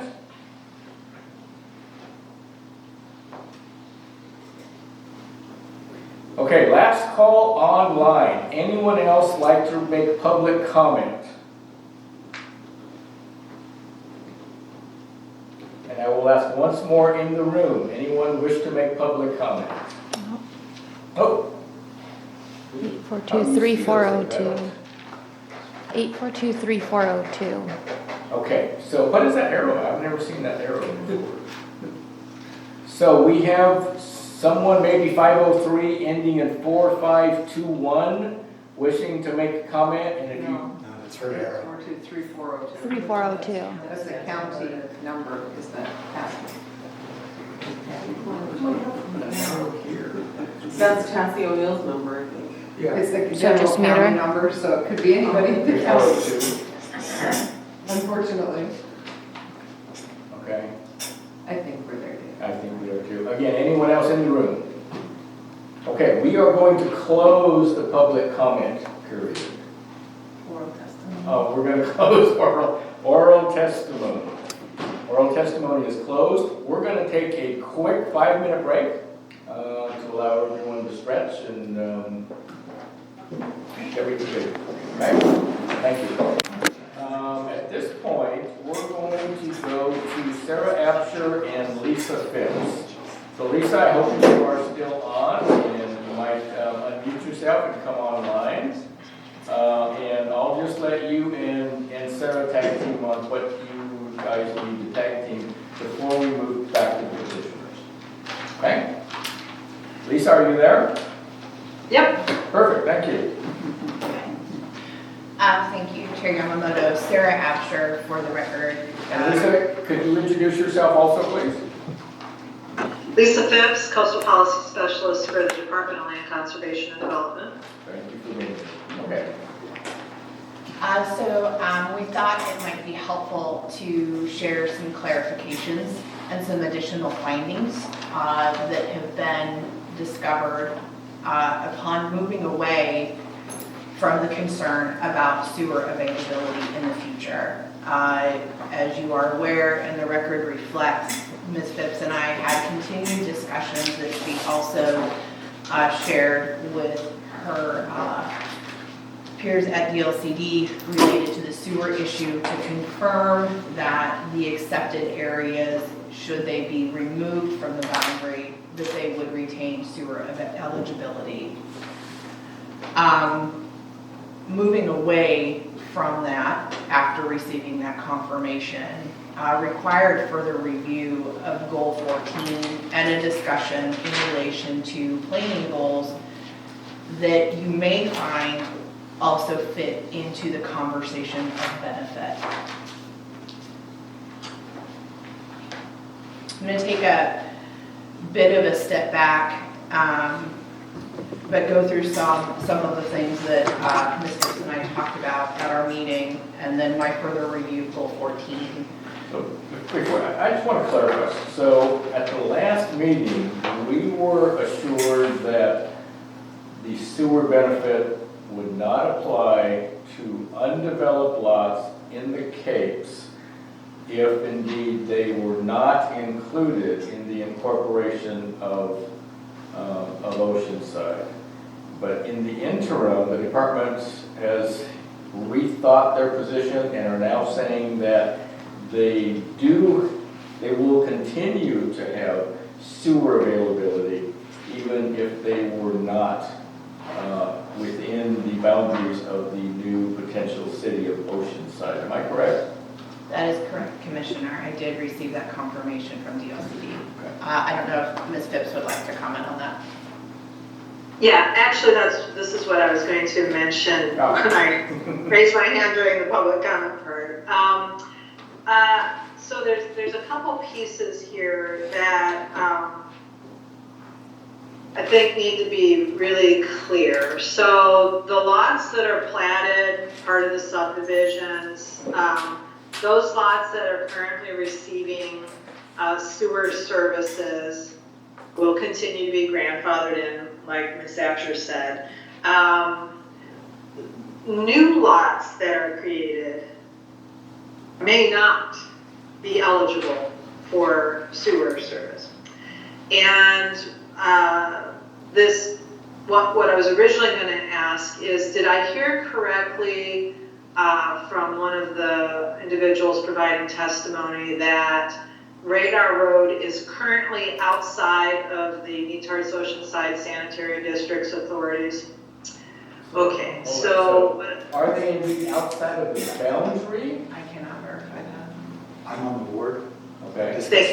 I've discussed this with Mr. Mello, our administrator. Okay. He confirms they are not out. It would take an annexation to add them to the district. So they are not currently within the boundaries of NETAR's Oceanside Sanitary District. Thank you.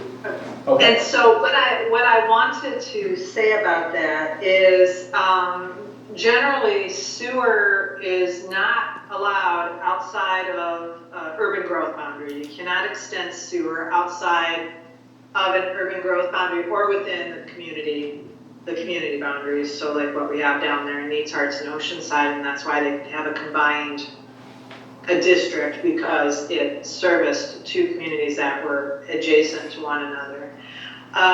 So in terms of Radar Road, in order for them to receive services, they would either need to be included in the urban growth boundary or within the city limits itself. Even if they were annexed into the city outside of the urban growth boundary, the theory would be that they would not be eligible for sewer. They would still be under the county provisions. And so I just wanted to clarify for that individual that it's not simply as simple as, well, you know, should the time come and sewer is something that's desirable and feasible for that part of the county, they would actually need to either be incorporated into the urban growth boundary, or that's the only way that could happen. So, but yes, Ms. Absher accurately reflected the conversation around sewer for lots that are currently developed. So whether through subdivision approvals or already have houses on them, of course. But if a new lot were to be subdivided, first off, it'd be subject to whatever zone it would have on top of it, and it may not be eligible for sewer because it no longer sits in the community growth boundary or the city's urban growth boundary. Okay, so I'm going to ask Sarah to expound on that, please, and give us an idea of exactly how the Capes is situated, and are there additional lots that can be formed that may not be eligible for sewer? I'm a little confused here. Sure. So specifically with the Capes, they have always retained their planned development zoning designation, and that is because they are a planned development. They went through a special land use review process in the 90s to establish the size of their lots, density, etc. And that has always remained the same. Part of, in general terms, of a planned development is you don't make changes to it. If you make changes to it, you have to go back to another zoning process. So ideally, what happens in those situations is the planned development is fully planned, right, in a series of incremental phases, or all at once to where the lots are platted. Those developments don't anticipate making changes in the future because they have their planned development with their set of land use approvals and development rules that specifically apply to them. And as mentioned earlier today by Mr. Phillips, you know, they have their established CC&Rs and other mechanisms that hold the intent of that planned development into the future to make sure development occurs as it was planned to do so. What Ms. Phipps is talking about, and I'll use, so if you look at your exclusion map, so I'm going to use the area that's highlighted yellow off of Manzanita Drive. There's that large swath of land. That's within the Capes. No, we're talking about just in general terms of what Ms. Phipps said about division. Okay. So part of the challenge, if these other areas were excluded. So we're not talking about the Capes. We're not talking about the Capes, right, because they have a planned development, everything they have has been adopted and acknowledged and codified. But talking about some of these other areas that are requesting exclusion, and I'll use the yellow highlighted area by Manzanita Avenue. That's the Trillium Zone. Correct. Okay. So that is currently zoned ROS. If they are removed from the boundary to where they are no longer a city, part of the city or a community, theoretically, because we don't have zoning options, either under the statewide planning goals or in our current program, that property would be zoned rural residential 10 acres. Which means that the minimum property size for parcels created would be 10 acres each. The land division, the development opportunities would go away. That's what we're talking about. So when you have an area like the Capes that's platted, it's part of a planned development, that development has already been anticipated and realized through that review process with the recorded plats. In areas like this, because they do not have that, whatever the outcome is of this process, meaning through, should this go to a vote and they were excluded, there could be significant development rights that would be impacted. Most notably, they would have to be rezoned a rural designation that would essentially prohibit that property from being divided. Yes? So going back to the Capes, just to be perfectly clear, there are no new lots that could be platted in the Capes. That is correct. Thank you. We're fully platted. Yes. And as Mr. Phillips confirmed earlier during these proceedings, they're not concerned, nor do they have any future development proposals where there could be a non-conforming issue that would arise. I believe Chair Yamamoto asked that question multiple times, and that was significant because that's exactly what we're talking about right now. Okay, I'm still, there still seems to be, again, words mean something. Right. So there's a little difference between what Philip said and what you just said. David is saying that it is fully platted, no further new lots can be developed. Created, I'm sorry, created. Thank you. Created. Do you want me to explain on the record? I think at this point, I think Confirmation. It's the planned development process. She is correct. So, but you just mentioned, Sarah, that Right, but we're talking about, so in response to Ms. Phipps, I'm talking about the rest of the properties that have requested to be excluded. outside of the Capes. Outside of the Capes. Okay. For some reason, I have in my quote from Lisa, we were talking about the Capes, and that's what grabbed my attention there. So, okay. As long as we're all secure in the fact that, again, in the future, 10 years from now, 20 years from now, because if they are excluded from the incorporation of the city of Oceanside, any newly created lots within the Capes would not be eligible for sewer. I just want to make that clear.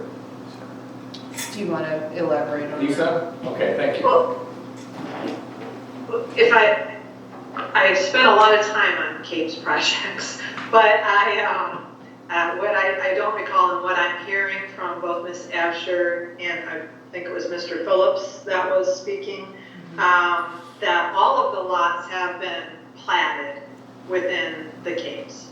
So they are all they would all be grandfathered in terms of the availability of sewer.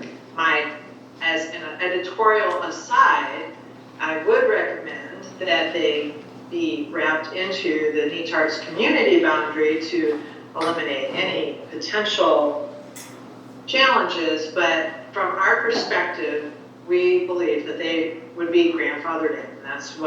And that is the approach that we would take in the conversations with the county and the city when this moves forward. And in the new city, should it be successful. Thank you. Yes. Lisa, what would you think might be the potential challenges that being in the NETAR's community boundary would mitigate? Just like anything, the boundaries, whether it's the community boundary or the city, generally those just protect rights a little bit more than what the general county zoning is. The difference with the Capes, so this is what makes this area unique, is that it was within a community boundary and yet retained the county zoning. So in this particular instance,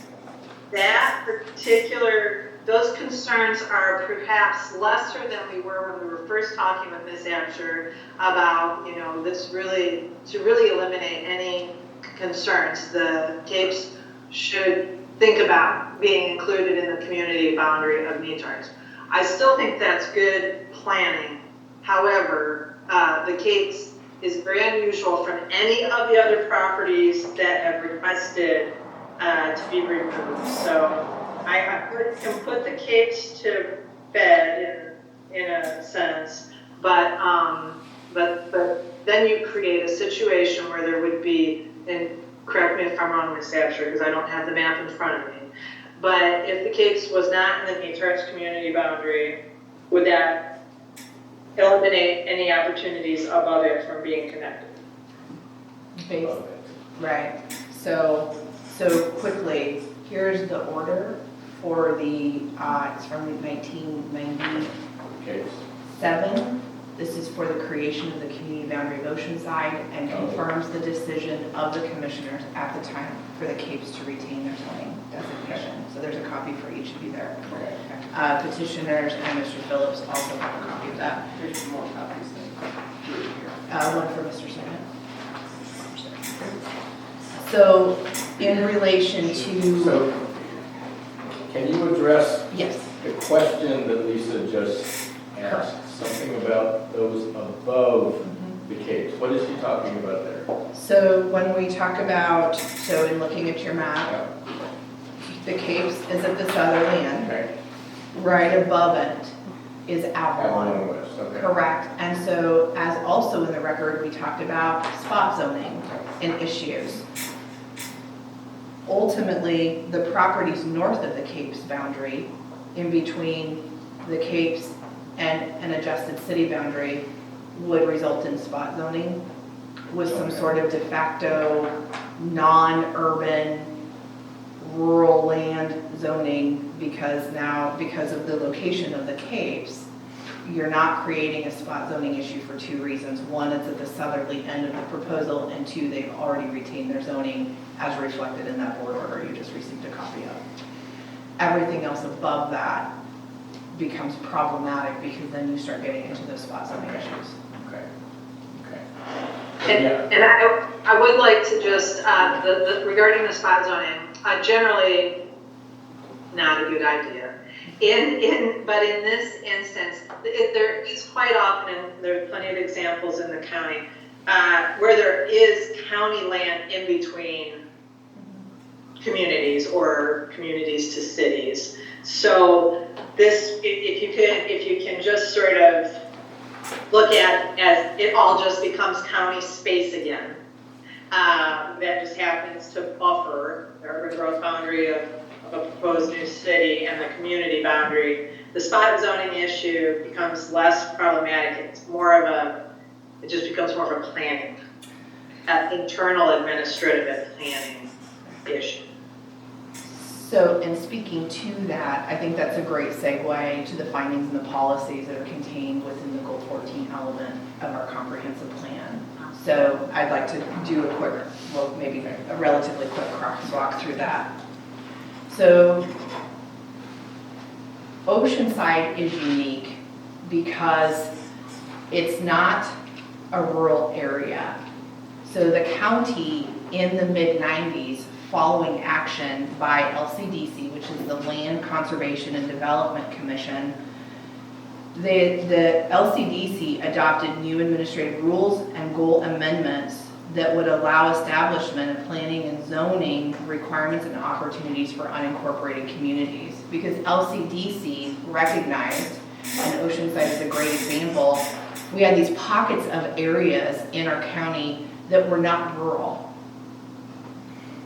They were already urbanized because of their density of opportunity of homes per acre, because they were already platted. They had sewer and water and roads. And so prior to that action by LCDC, Tillamook County included had these pockets of developed lands that we couldn't say were rural. They didn't meet the rural definition. And the only other definition of urban would be in cities and urban growth boundary areas.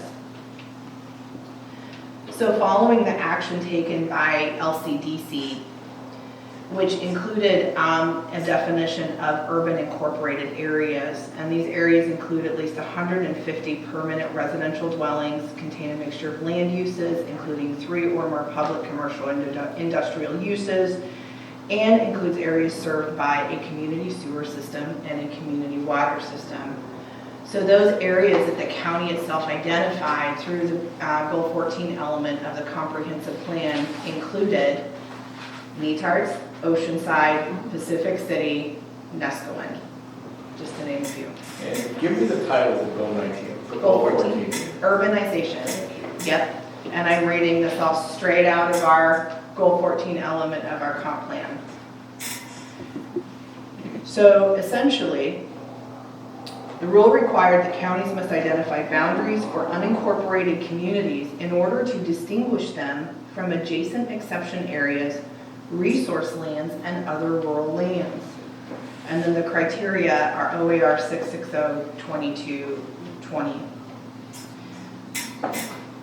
With that, Tillamook County responded by creating our unincorporated communities with their community boundaries. There was a policy contained as 3.2b that states Tillamook County will plan for unincorporated communities in accordance with statewide planning goal 14. Such planning is a high priority given the importance of these communities to county and citizen concerns about the quantity and quality of growth that occurs within them. We recognize this is an area that's designated as urban lands and has a lot of growth potential. This includes housing because they do have water and sewer, which the board could determine to be a benefit for housing purposes. Stated also that Tillamook County will prioritize the need for planning for unincorporated communities, specifically starting with the 5 that I've mentioned that included Oceanside. And then the findings that justify that and the planning, and for those 5 communities specifically, was stated as the unincorporated communities of Oceanside, Netarts, Cloverdale, Pacific City, and Nescoin are not urban as defined by the goals because they're not in an incorporated city or UGB, right? However, because they are not incorporated nor are they adjacent to any of these incorporated communities. That being said, these communities also do not fit the definition of rural lands because they're not rural. They are not non-urban agricultural forest or open space lands, nor are they lands that are suitable for sparse development, small farms, acreage home sites with no or hardly any public services. The findings concluded that functionally these communities are urban and they experience communities in the county face. So with that, essentially what we did, as reflected in that board order in 97, with this map that was adopted in 98, is we addressed the issue that we had areas of land that did not meet the definition of rural. They were not urban because they were not in a city or UGB. But we recognized the urbanization and had to figure out what to do with them. Following LCDC, we created our community boundaries with zoning designations that would allow them to retain that urban residential right to develop. The benefits to that are that should they all be excluded, and I would concur with the exception of the Capes because they've retained their zoning designation, they are already developed. These other areas do not have that, and essentially a planning concern could be that we would undo the work that we did in the 90s to give them a formal urbanized designation to where, with the exclusion, the only option that I am aware of for zoning would be rural residential 10 acres. So while they would retain their sewer rights, we're looking at other property rights issue. If you compare a rural zoning designation with an urban zoning designation, which these properties have, there are development rights available to them for a two-family dwelling. There would be opportunities in the future potentially for an accessory dwelling unit, even under the rural residential ADU bill. Because there's a 2-acre minimum requirement attached to that, none of these properties would be eligible for anything other than a single-family dwelling, and ultimately could potentially reintroduce opportunities for farm and forest uses permitted outright that could cause other conflicts in these areas, given the density that we've already seen of residential development. So with that, another policy that is stated, and this is on page 24 of Bill 14, Tillamook County recognizes that there are several communities in the county that are neither urban or rural as defined by the statewide planning goals, and which are necessary, suitable, and intended for urban development. That includes the properties within the current boundary for the community of Oceanside. It states the county will plan for these communities in accordance with urbanization goal 14, because this goal best meets planning needs in these communities. The county will include procedural and substantive findings that fulfill the requirements of the exceptions process of goal 2. So those are the exceptions to your resource lands and exceptions that allow for sewer. So I guess in my own words, the long and short of it is that we recognized several years ago this was an urban area. If these other areas are excluded, we essentially are returning them to a rural designation that we acknowledged several years ago they didn't fit the definition of. I don't know if you would consider those findings to be a benefit or not. With that, I would also go back to most of the roads within the area outside of the caves are either local access roads or county roads. They do not have the private road maintenance or designation that the caves. Terra C is the most similar to the caves in that they do have their private road system, etc. But then we get back to an issue of we would be excluding an area in the center of the community boundary. But all the arguments that you just made cannot be made for the capes individually. Is that what I'm hearing? Given the board order and their retention of zoning, whether they stay, well, this, I don't want to say that. Let me say this. They've always retained their zoning designation. Whether they are included or excluded, the county would not change that because of that board order. Now, if they were left in the city went through a planning process to rezone following an approved vote. I can't speak to what would happen to their zoning designation then. But by excluding them, we are not arbitrarily putting that area in a position to change their zoning. But I cannot say that for the rest of the area because we will have to change their zone designations. And they will no longer be urban. Okay. Questions for Sarah or Lisa? So, the Radar Road area, I understand what you're talking about all of this developed area and Oceanside being essentially urban. But the Radar Road area seems rural. And we heard from Lisa that if they're outside of the Netards Oceanside Sewer District, they're not eligible for sewer anyway unless they're added into the UGB. Is that correct? Did I get that right, Lisa? Yes. Okay. So, and we heard from the Radar Road folks that their road is private. That is correct. So I'm just saying I have questions in my mind about benefits to Radar Road, that area specifically. So the only thing I would, and just, I don't know if Ms. Phipps has any comments, but what I would what I would point out is that that would also then bisect the northerly portion of the proposed city boundary north of it. I believe Radar Road does not extend all the way up to the top. So I mean, I agree with what you're saying, and I don't know if Ms. Phipps has anything to add, but I'm not sure if the entire northerly boundary, if you considered excluding Radar Road, may have to be adjusted. That I can't answer today. Okay, I'm talking about on this exclusion map, you have this whole section in yellow. So I'm assuming, when I'm saying Radar Road, I'm assuming that this whole section would be that exclusion, the northerly exclusion. Radar Road, I believe, is here, in between my fingers.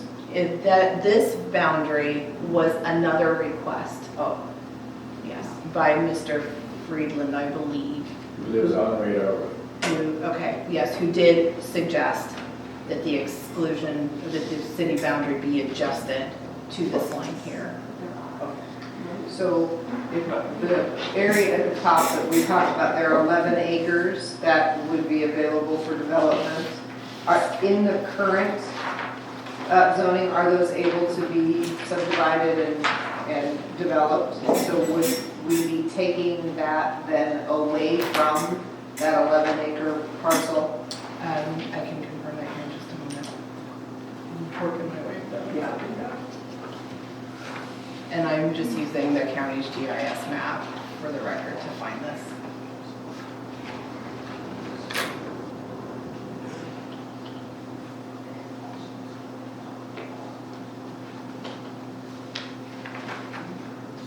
Because it's this very challenging piece between Radar Road, the one sectional street that is a private road, and then you have other properties as well in there.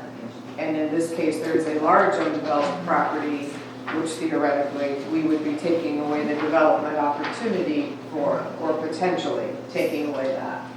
So this green dashed boundary line that bisects Short Beach Loop, that is also the boundary of the residential Oceanside zone.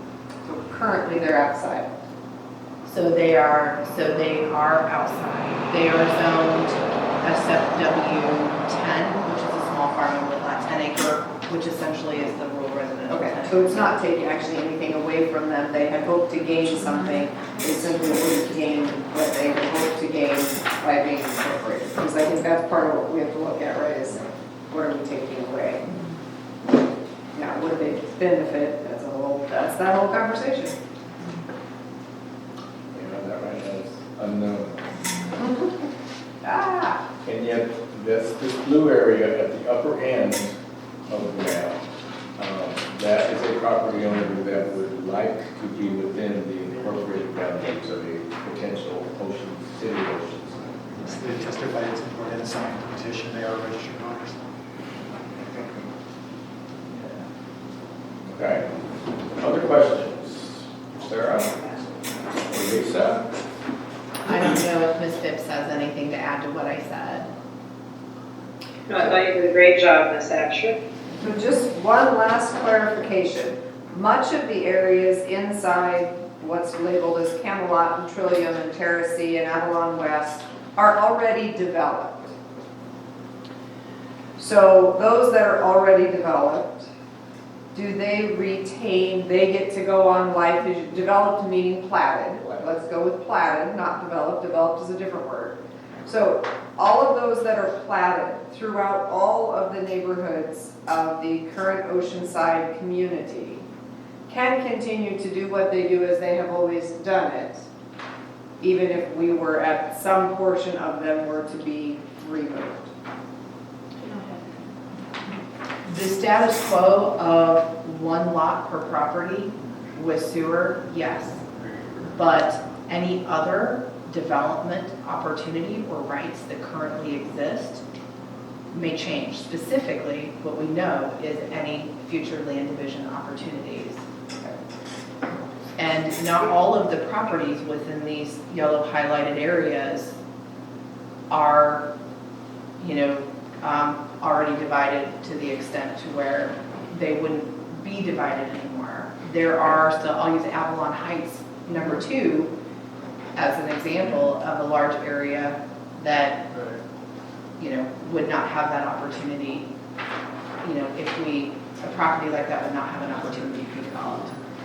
Further, I would also point out, as you correctly pointed out, I believe in a previous hearing, a lot of the road systems within this area, highlighted yellow, between the village proper and the Capes, are some sort of publicly designated road.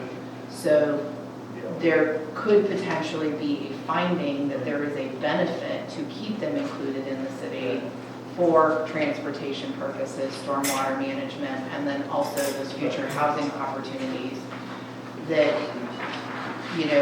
especially the housing opportunities, aside from one dwelling per lot, may not be retained.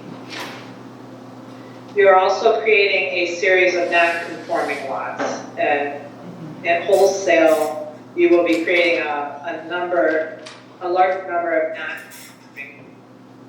And Lisa, can you, say a little bit more about non-conforming lots? So, sorry for your. Sorry, would you like to talk about how the county addresses non-conforming? Sure. So I would say probably from an administrative standpoint, by removing these urban designations and creating the non-conforming issues, because then they would have to go to rural land designations for zoning. Aside from one house per property,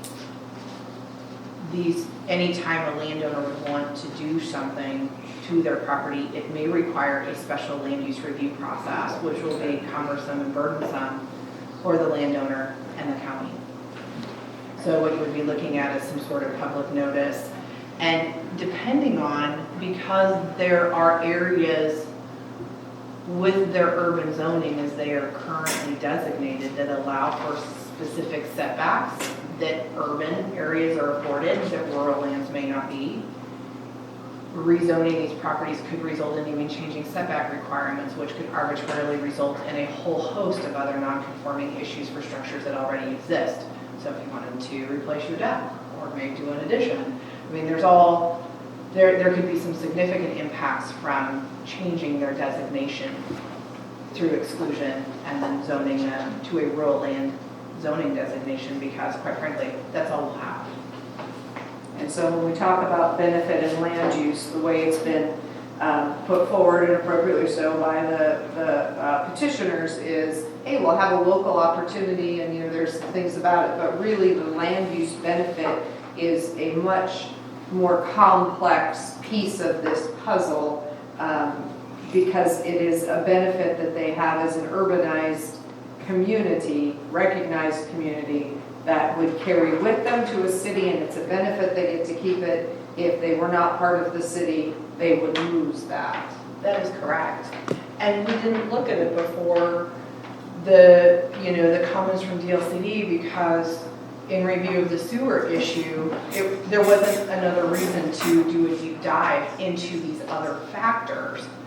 But after that realization, it warranted a closer review just of Goal 14 in general, which is what we did, because we wanted to make sure from that land use standpoint what exactly would happen to these areas. Okay. Anything else? I guess my other thing would be, one of the other things that makes the Capes unique, it's the land use and things that are underneath it. It's also the CCR&Rs, and it is the fact that they are standing before us united as one community represented. These other communities, do they have community organizations? I mean, we've heard from individuals in them, but not community organizations. Codified organizations like what the Capes has. To my knowledge, only Terrace.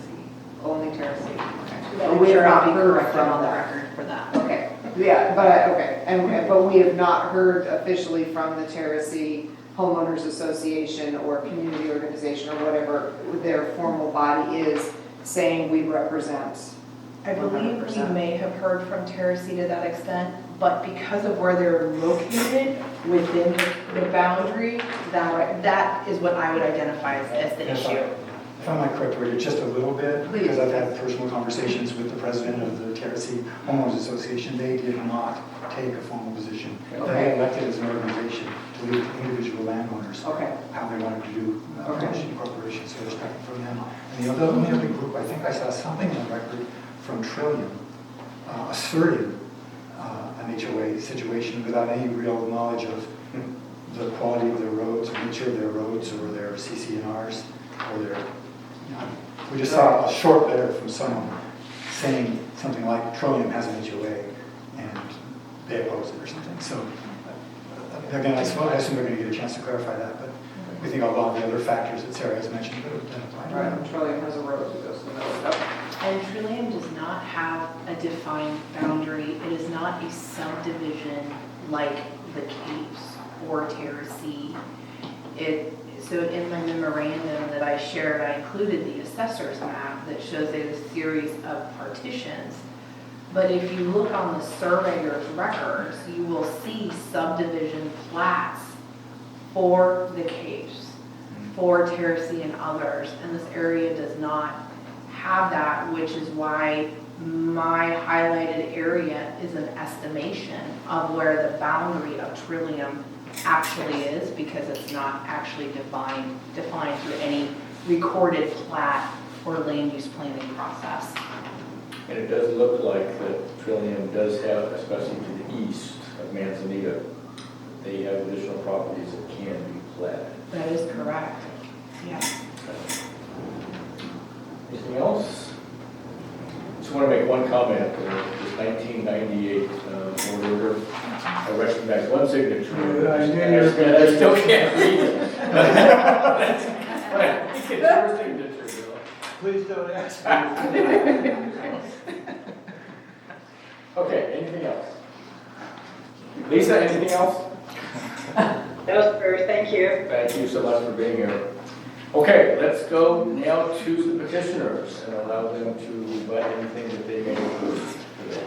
We decided that we're not sure we're going to get to this point today, but we're happy that we are. Sharon wants to rebut just a few of the specifics that were raised in testimony on the taxation budget issue. And then we might have some more comments to make, and also some benefits comments. And then I'll wrap up. Perfect. Okay. I just wanted to respond briefly to Yuri Chamba's comments, and he and I have had some of these similar discussions in the past. He noted that there was a red flag in our budget because past first year there was nothing in the budget projected as revenue for donations and grants.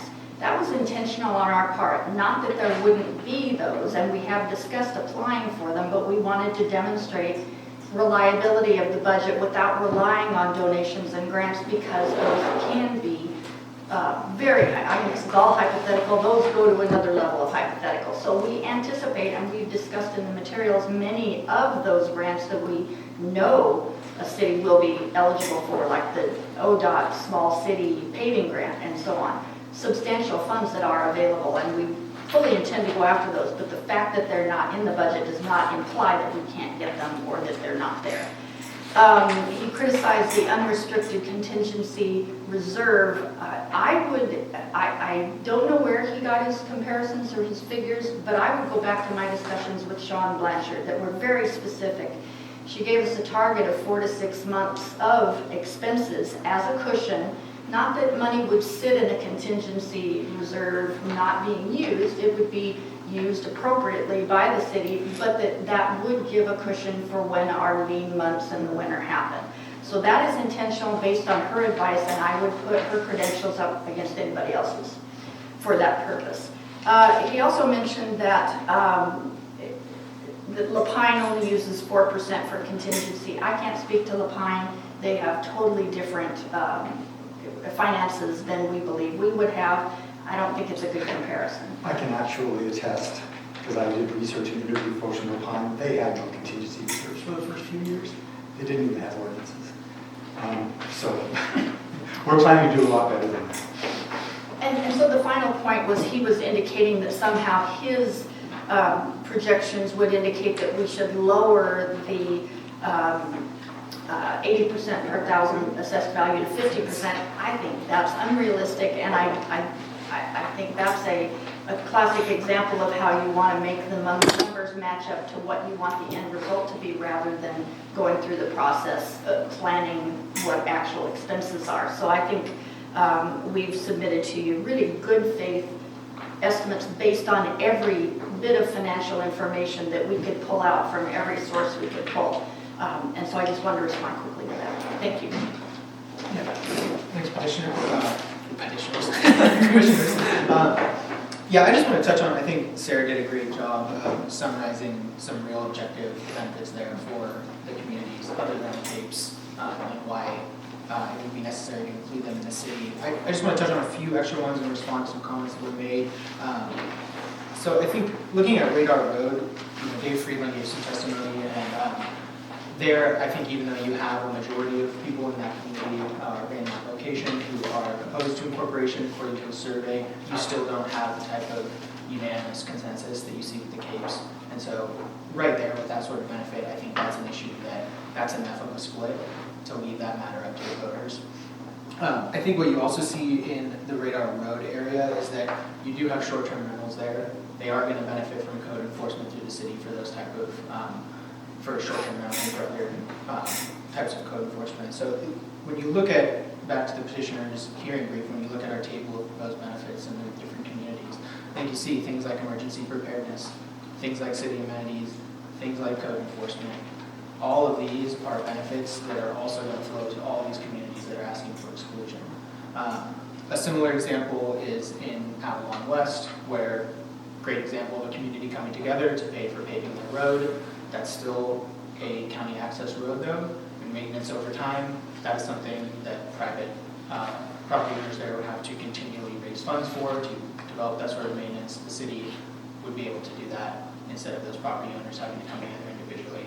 So even though a road may be paved, or even though a community has come together to provide that sort of benefit for their specific area, the city in a long-term basis is still going to provide benefits for roads in those areas. So I think when you just kind of look at a broader example of other types of benefits beyond what Sarah's spoken to, you do see that there are objective benefits for all these community areas, and none of them are unanimously opposed or unanimously came up and entered testimony to the record showing that they should be excluded. So right there, I think the benefits analysis is quite different than the Capes, and certainly the Capes does present a somewhat unique situation that is more easy to kind of carve out than any of these other communities. I do also want to just one more mention on Radar Road. I do think, if any of you folks have been up in that area by Short Beach, it is where we aren't talking about this entire northern boundary, and the entire area has been asked for exclusion, but really have a small private road there is quite different than that entire northern section. So there's still a potential spot zoning issue there. And then finally, the stormwater issue, I'm not aware of where this $20 million figure came through. I still think the bottom line with this sort of issue is that the city is in a better position and does not have to compete against other county priorities in terms of setting aside funds for that sort of project. When you look at something like 20 million, even assuming that figure is correct, we're also not assuming that the city is going to be paying that entire amount in a single payment. We're looking at matching grant proposals, we're looking at other sources of funding. So it's not as though the city is going to have a $20 million bill that's going to show up and then it's going to have to do all this at once. Rather, grant matching and other sorts of financing options are going to be available to the city, and those won't be in competition with other county priorities. So I think that's really the bottom line there. Whether or not that figure is accurate, I'm not aware of where that figure comes from. That's really the points I was hoping on touching. Okay. So I don't have a question, but I'd like can respond to that. I do remember where that figure comes from. It came from Chris Lady.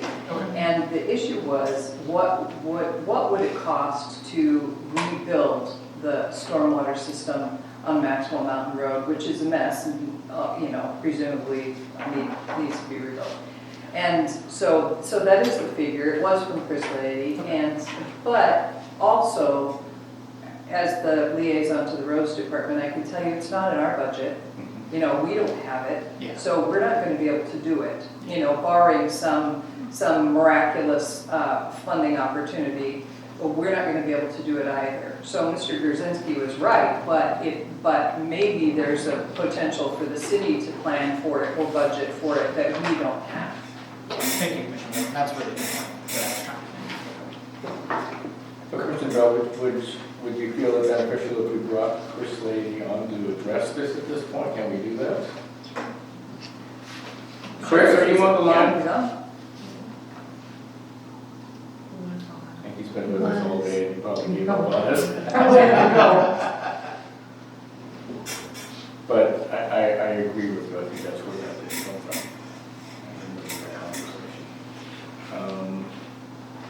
Right. Yeah. Okay, Jerry. Okay, this is supposed to wrap up. A couple of comments on what's been coming before me. With regard to Radar Road, we haven't focused on the land use issues and the sewer issues as our position about why we benefit. Those are certainly legitimate.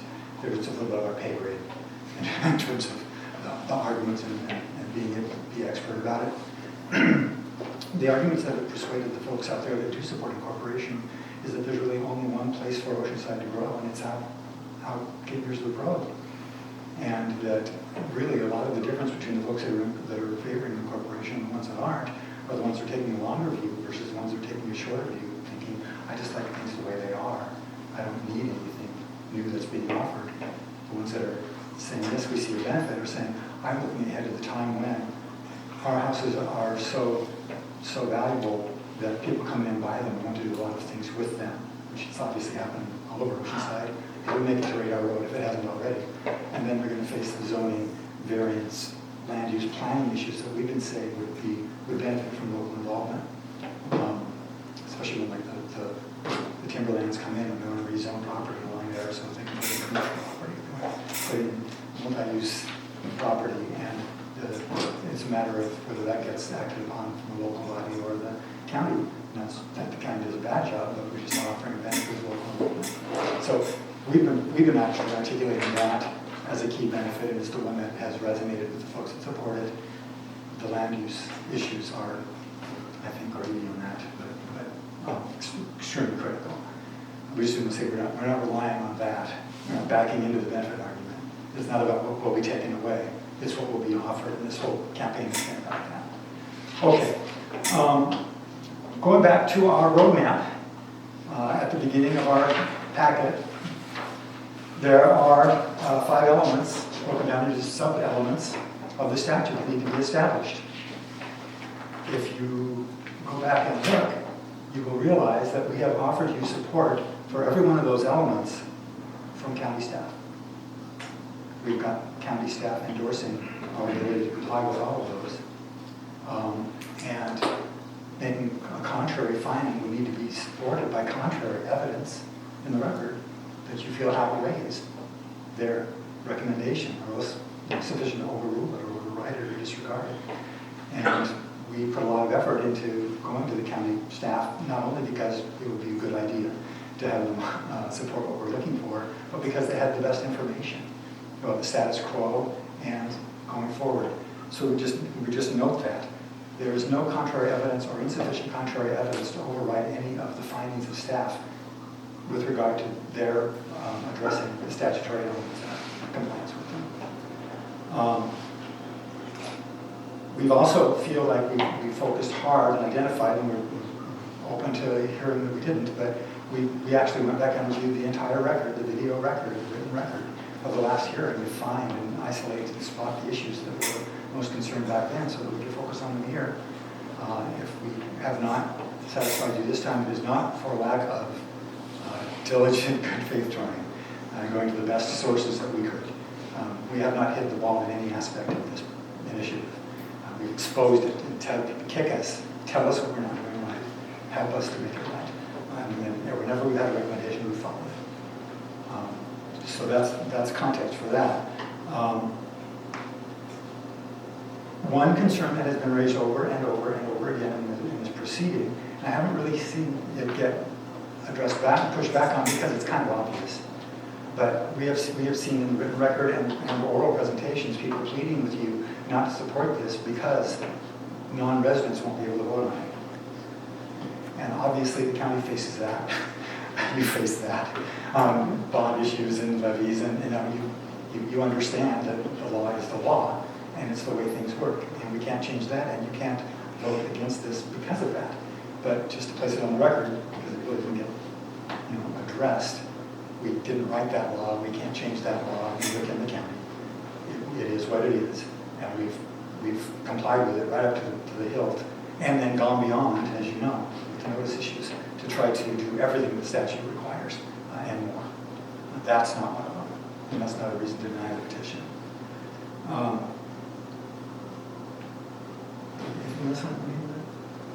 No, in closing, again, we laid out the roadmap that the statute gives us and that your prior hearings gave us. We touched every base along the way. We're back home again. And hoping that you feel like we scored a run.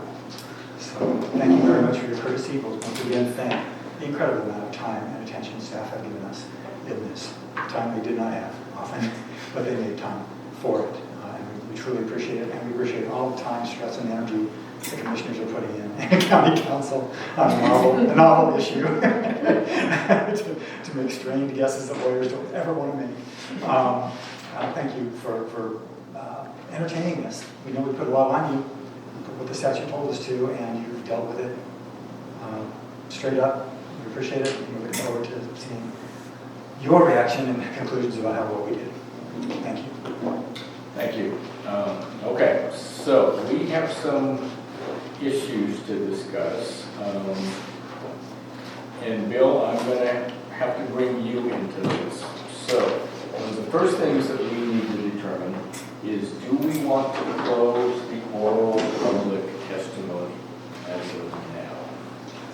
I think that may be the best thing for us to do. Well, yeah, you did advertise for another public hearing, so you could do that and do some period of time for some written testimony on it. Yes, if you wanted to, but. So, and that was the next thing I was going to bring up. So, possibly closing public oral testimony, but at the same time allowing an additional week for written testimony. That would give us time. The thing I don't want to do is go into our final meeting and at the last minute that morning get additional written testimony that we did not have time. We still need to prove the information that was given us by David Phillips. This would give us time to prove that also, since we only got that this morning. But Bill, the one thing that I am concerned about, if we do close public oral testimony and written testimony in a week from now, there would be no new evidence available, and the petitioners would be done as far as their rebuttal. Am I correct there, or can we invite the petitioner to come back to provide additional rebuttal? I suppose if there was something that was submitted, David, that caught their attention, they should probably have the final opportunity to. That makes sense to me. Right, yeah, if there's something new that is brought in that written testimony in that week. Okay. Okay. So, no new evidence would conclude at the end of the 1 week written testimony extension, is that correct? You could, thank you, you could leave the written comment period open for a week, but not allow no new evidence. So essentially, any comments received between now and 4 p.m. on the 20th would have to be comments directed to the information in the record. So in other words, as of today, we're going to close so the new evidence. evidence. Correct. Or you can leave the written record open for new evidence through the written comment period. Okay. The challenge, though, is that it would only be the petitioners that would have an opportunity to comment on that and not the public. So my recommendation would be to leave the written record open today for 1 week for anyone to provide additional testimony, but no new evidence.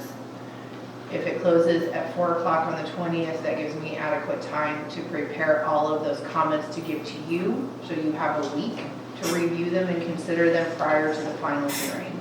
But that's only comments, that is no new evidence. Correct. Over So the next week. anyone would comment on anything in the record up to today or through today. They just wouldn't be able to submit new evidence. If you allow for new evidence for the week, it may be beneficial then to afford additional public testimony at the following hearing so that the public has an opportunity to provide comment on new evidence submitted during that written comment period. So in my mind, after 6 hours of the hearings on the second round, I'm not sure what new evidence can or should be allowed. So are we good with that? Yeah, I mean, like I think I said at one point, you're only required to do one hearing. We want to give I wonder everyone the why you opportunity. did, I wonder why you did 3, but I figured it out. So yes, Okay. you can certainly do that procedurally. I understand what you're saying, Commissioner Animal, but I think one could reasonably assume that everybody who has expressed a desire to testify has been afforded that opportunity in spades. Okay. And leaving the 1 week open, we did have a fair amount of new evidence that came in today, in new information and understanding what the LCD is actually saying and what the rules truly are. I think we want people to have an opportunity to comment on that, which is currently in the record. But I do think I am in support of closing the record to new evidence. We have had a lot of opportunity for people to put evidence in the record, but I do think we want to have a chance for people to comment. Okay. So this is what we're going to do. We're going to close public oral testimony as of today. We are going to allow additional written comment for a week until July 20 at 4 p.m. And that gets addressed to community development. Correct. Okay. There is no new evidence that can be submitted as of the end of this meeting today. We could allow the petitioners additional time should there be something that comes up in the public record that they need to address. Is that? Procedurally, you could open the hearing on the 20th, whatever that upcoming day is. 27th. Yes, and give them an opportunity for final comments Final comments. on the record prior to deliberation. Okay. And staff final comments. Okay. Gary? Can I just talk to the chair for just a second? Here we go.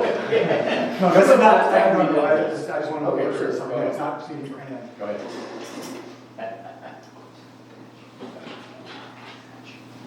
So Bill, you're good with all of that? Sure. Yeah, I think that's Unless they come up with something else. I mean, I could. What do you have? Every plug is taken with other things. Every plug is taken. Yes. The meetings end abruptly because we are. Oh, wait. I think I can use this. I think I can use this one. Okay. Can I ask a question, just a quick question? Sarah? Yes. At what point would the UGB be established for the new city? At this point or after it's That would be during our deliberation. So once if the petition goes to the ballot and they vote, the urban growth boundary would be determined through their future planning process as a city. Right, so we're talking about the city boundary. The urban growth boundary is something David, the conversation was about, you still have your motion pending. And so I don't think that their plan has any effect.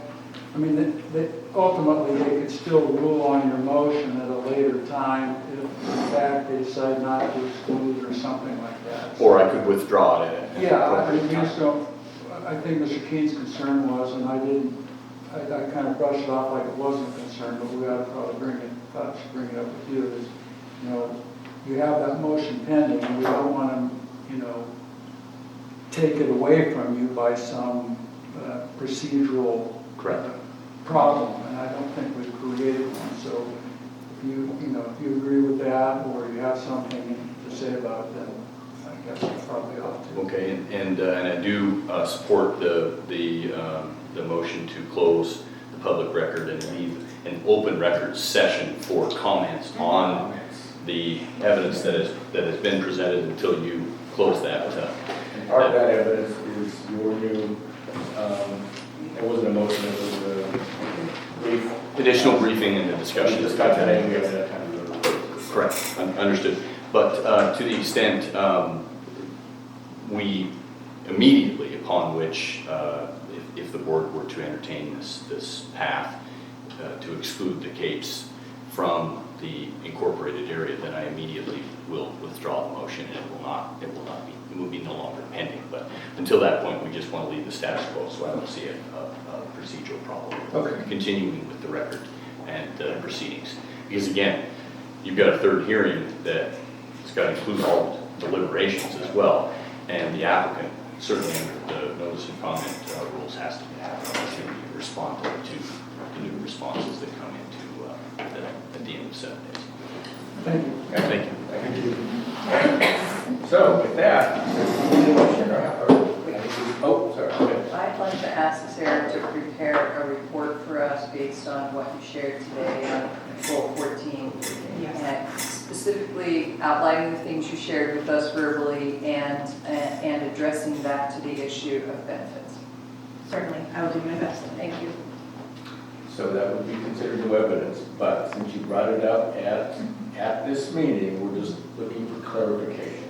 Correct, and so by referencing the goal 14 element of the comprehensive plan, that element in its entirety is part of the record. Perfect. Okay, yes, it is. Perfect. So Okay. I will just speak to what's in that element. Okay.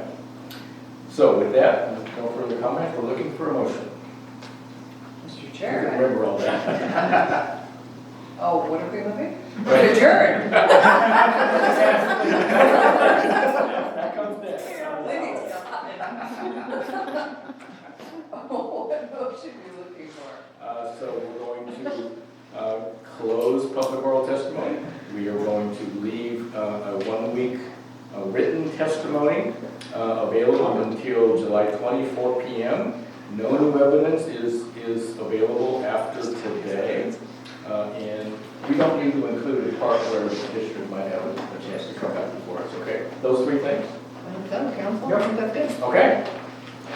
All right, Mr. Chair, I move to close public oral testimony at the conclusion of this meeting today, leave the written testimony open for 7 days, and at the close of business on the 20th, and to close the record to new evidence at the conclusion of this meeting today, and to come back to the hearing on the 27th to conclude this matter.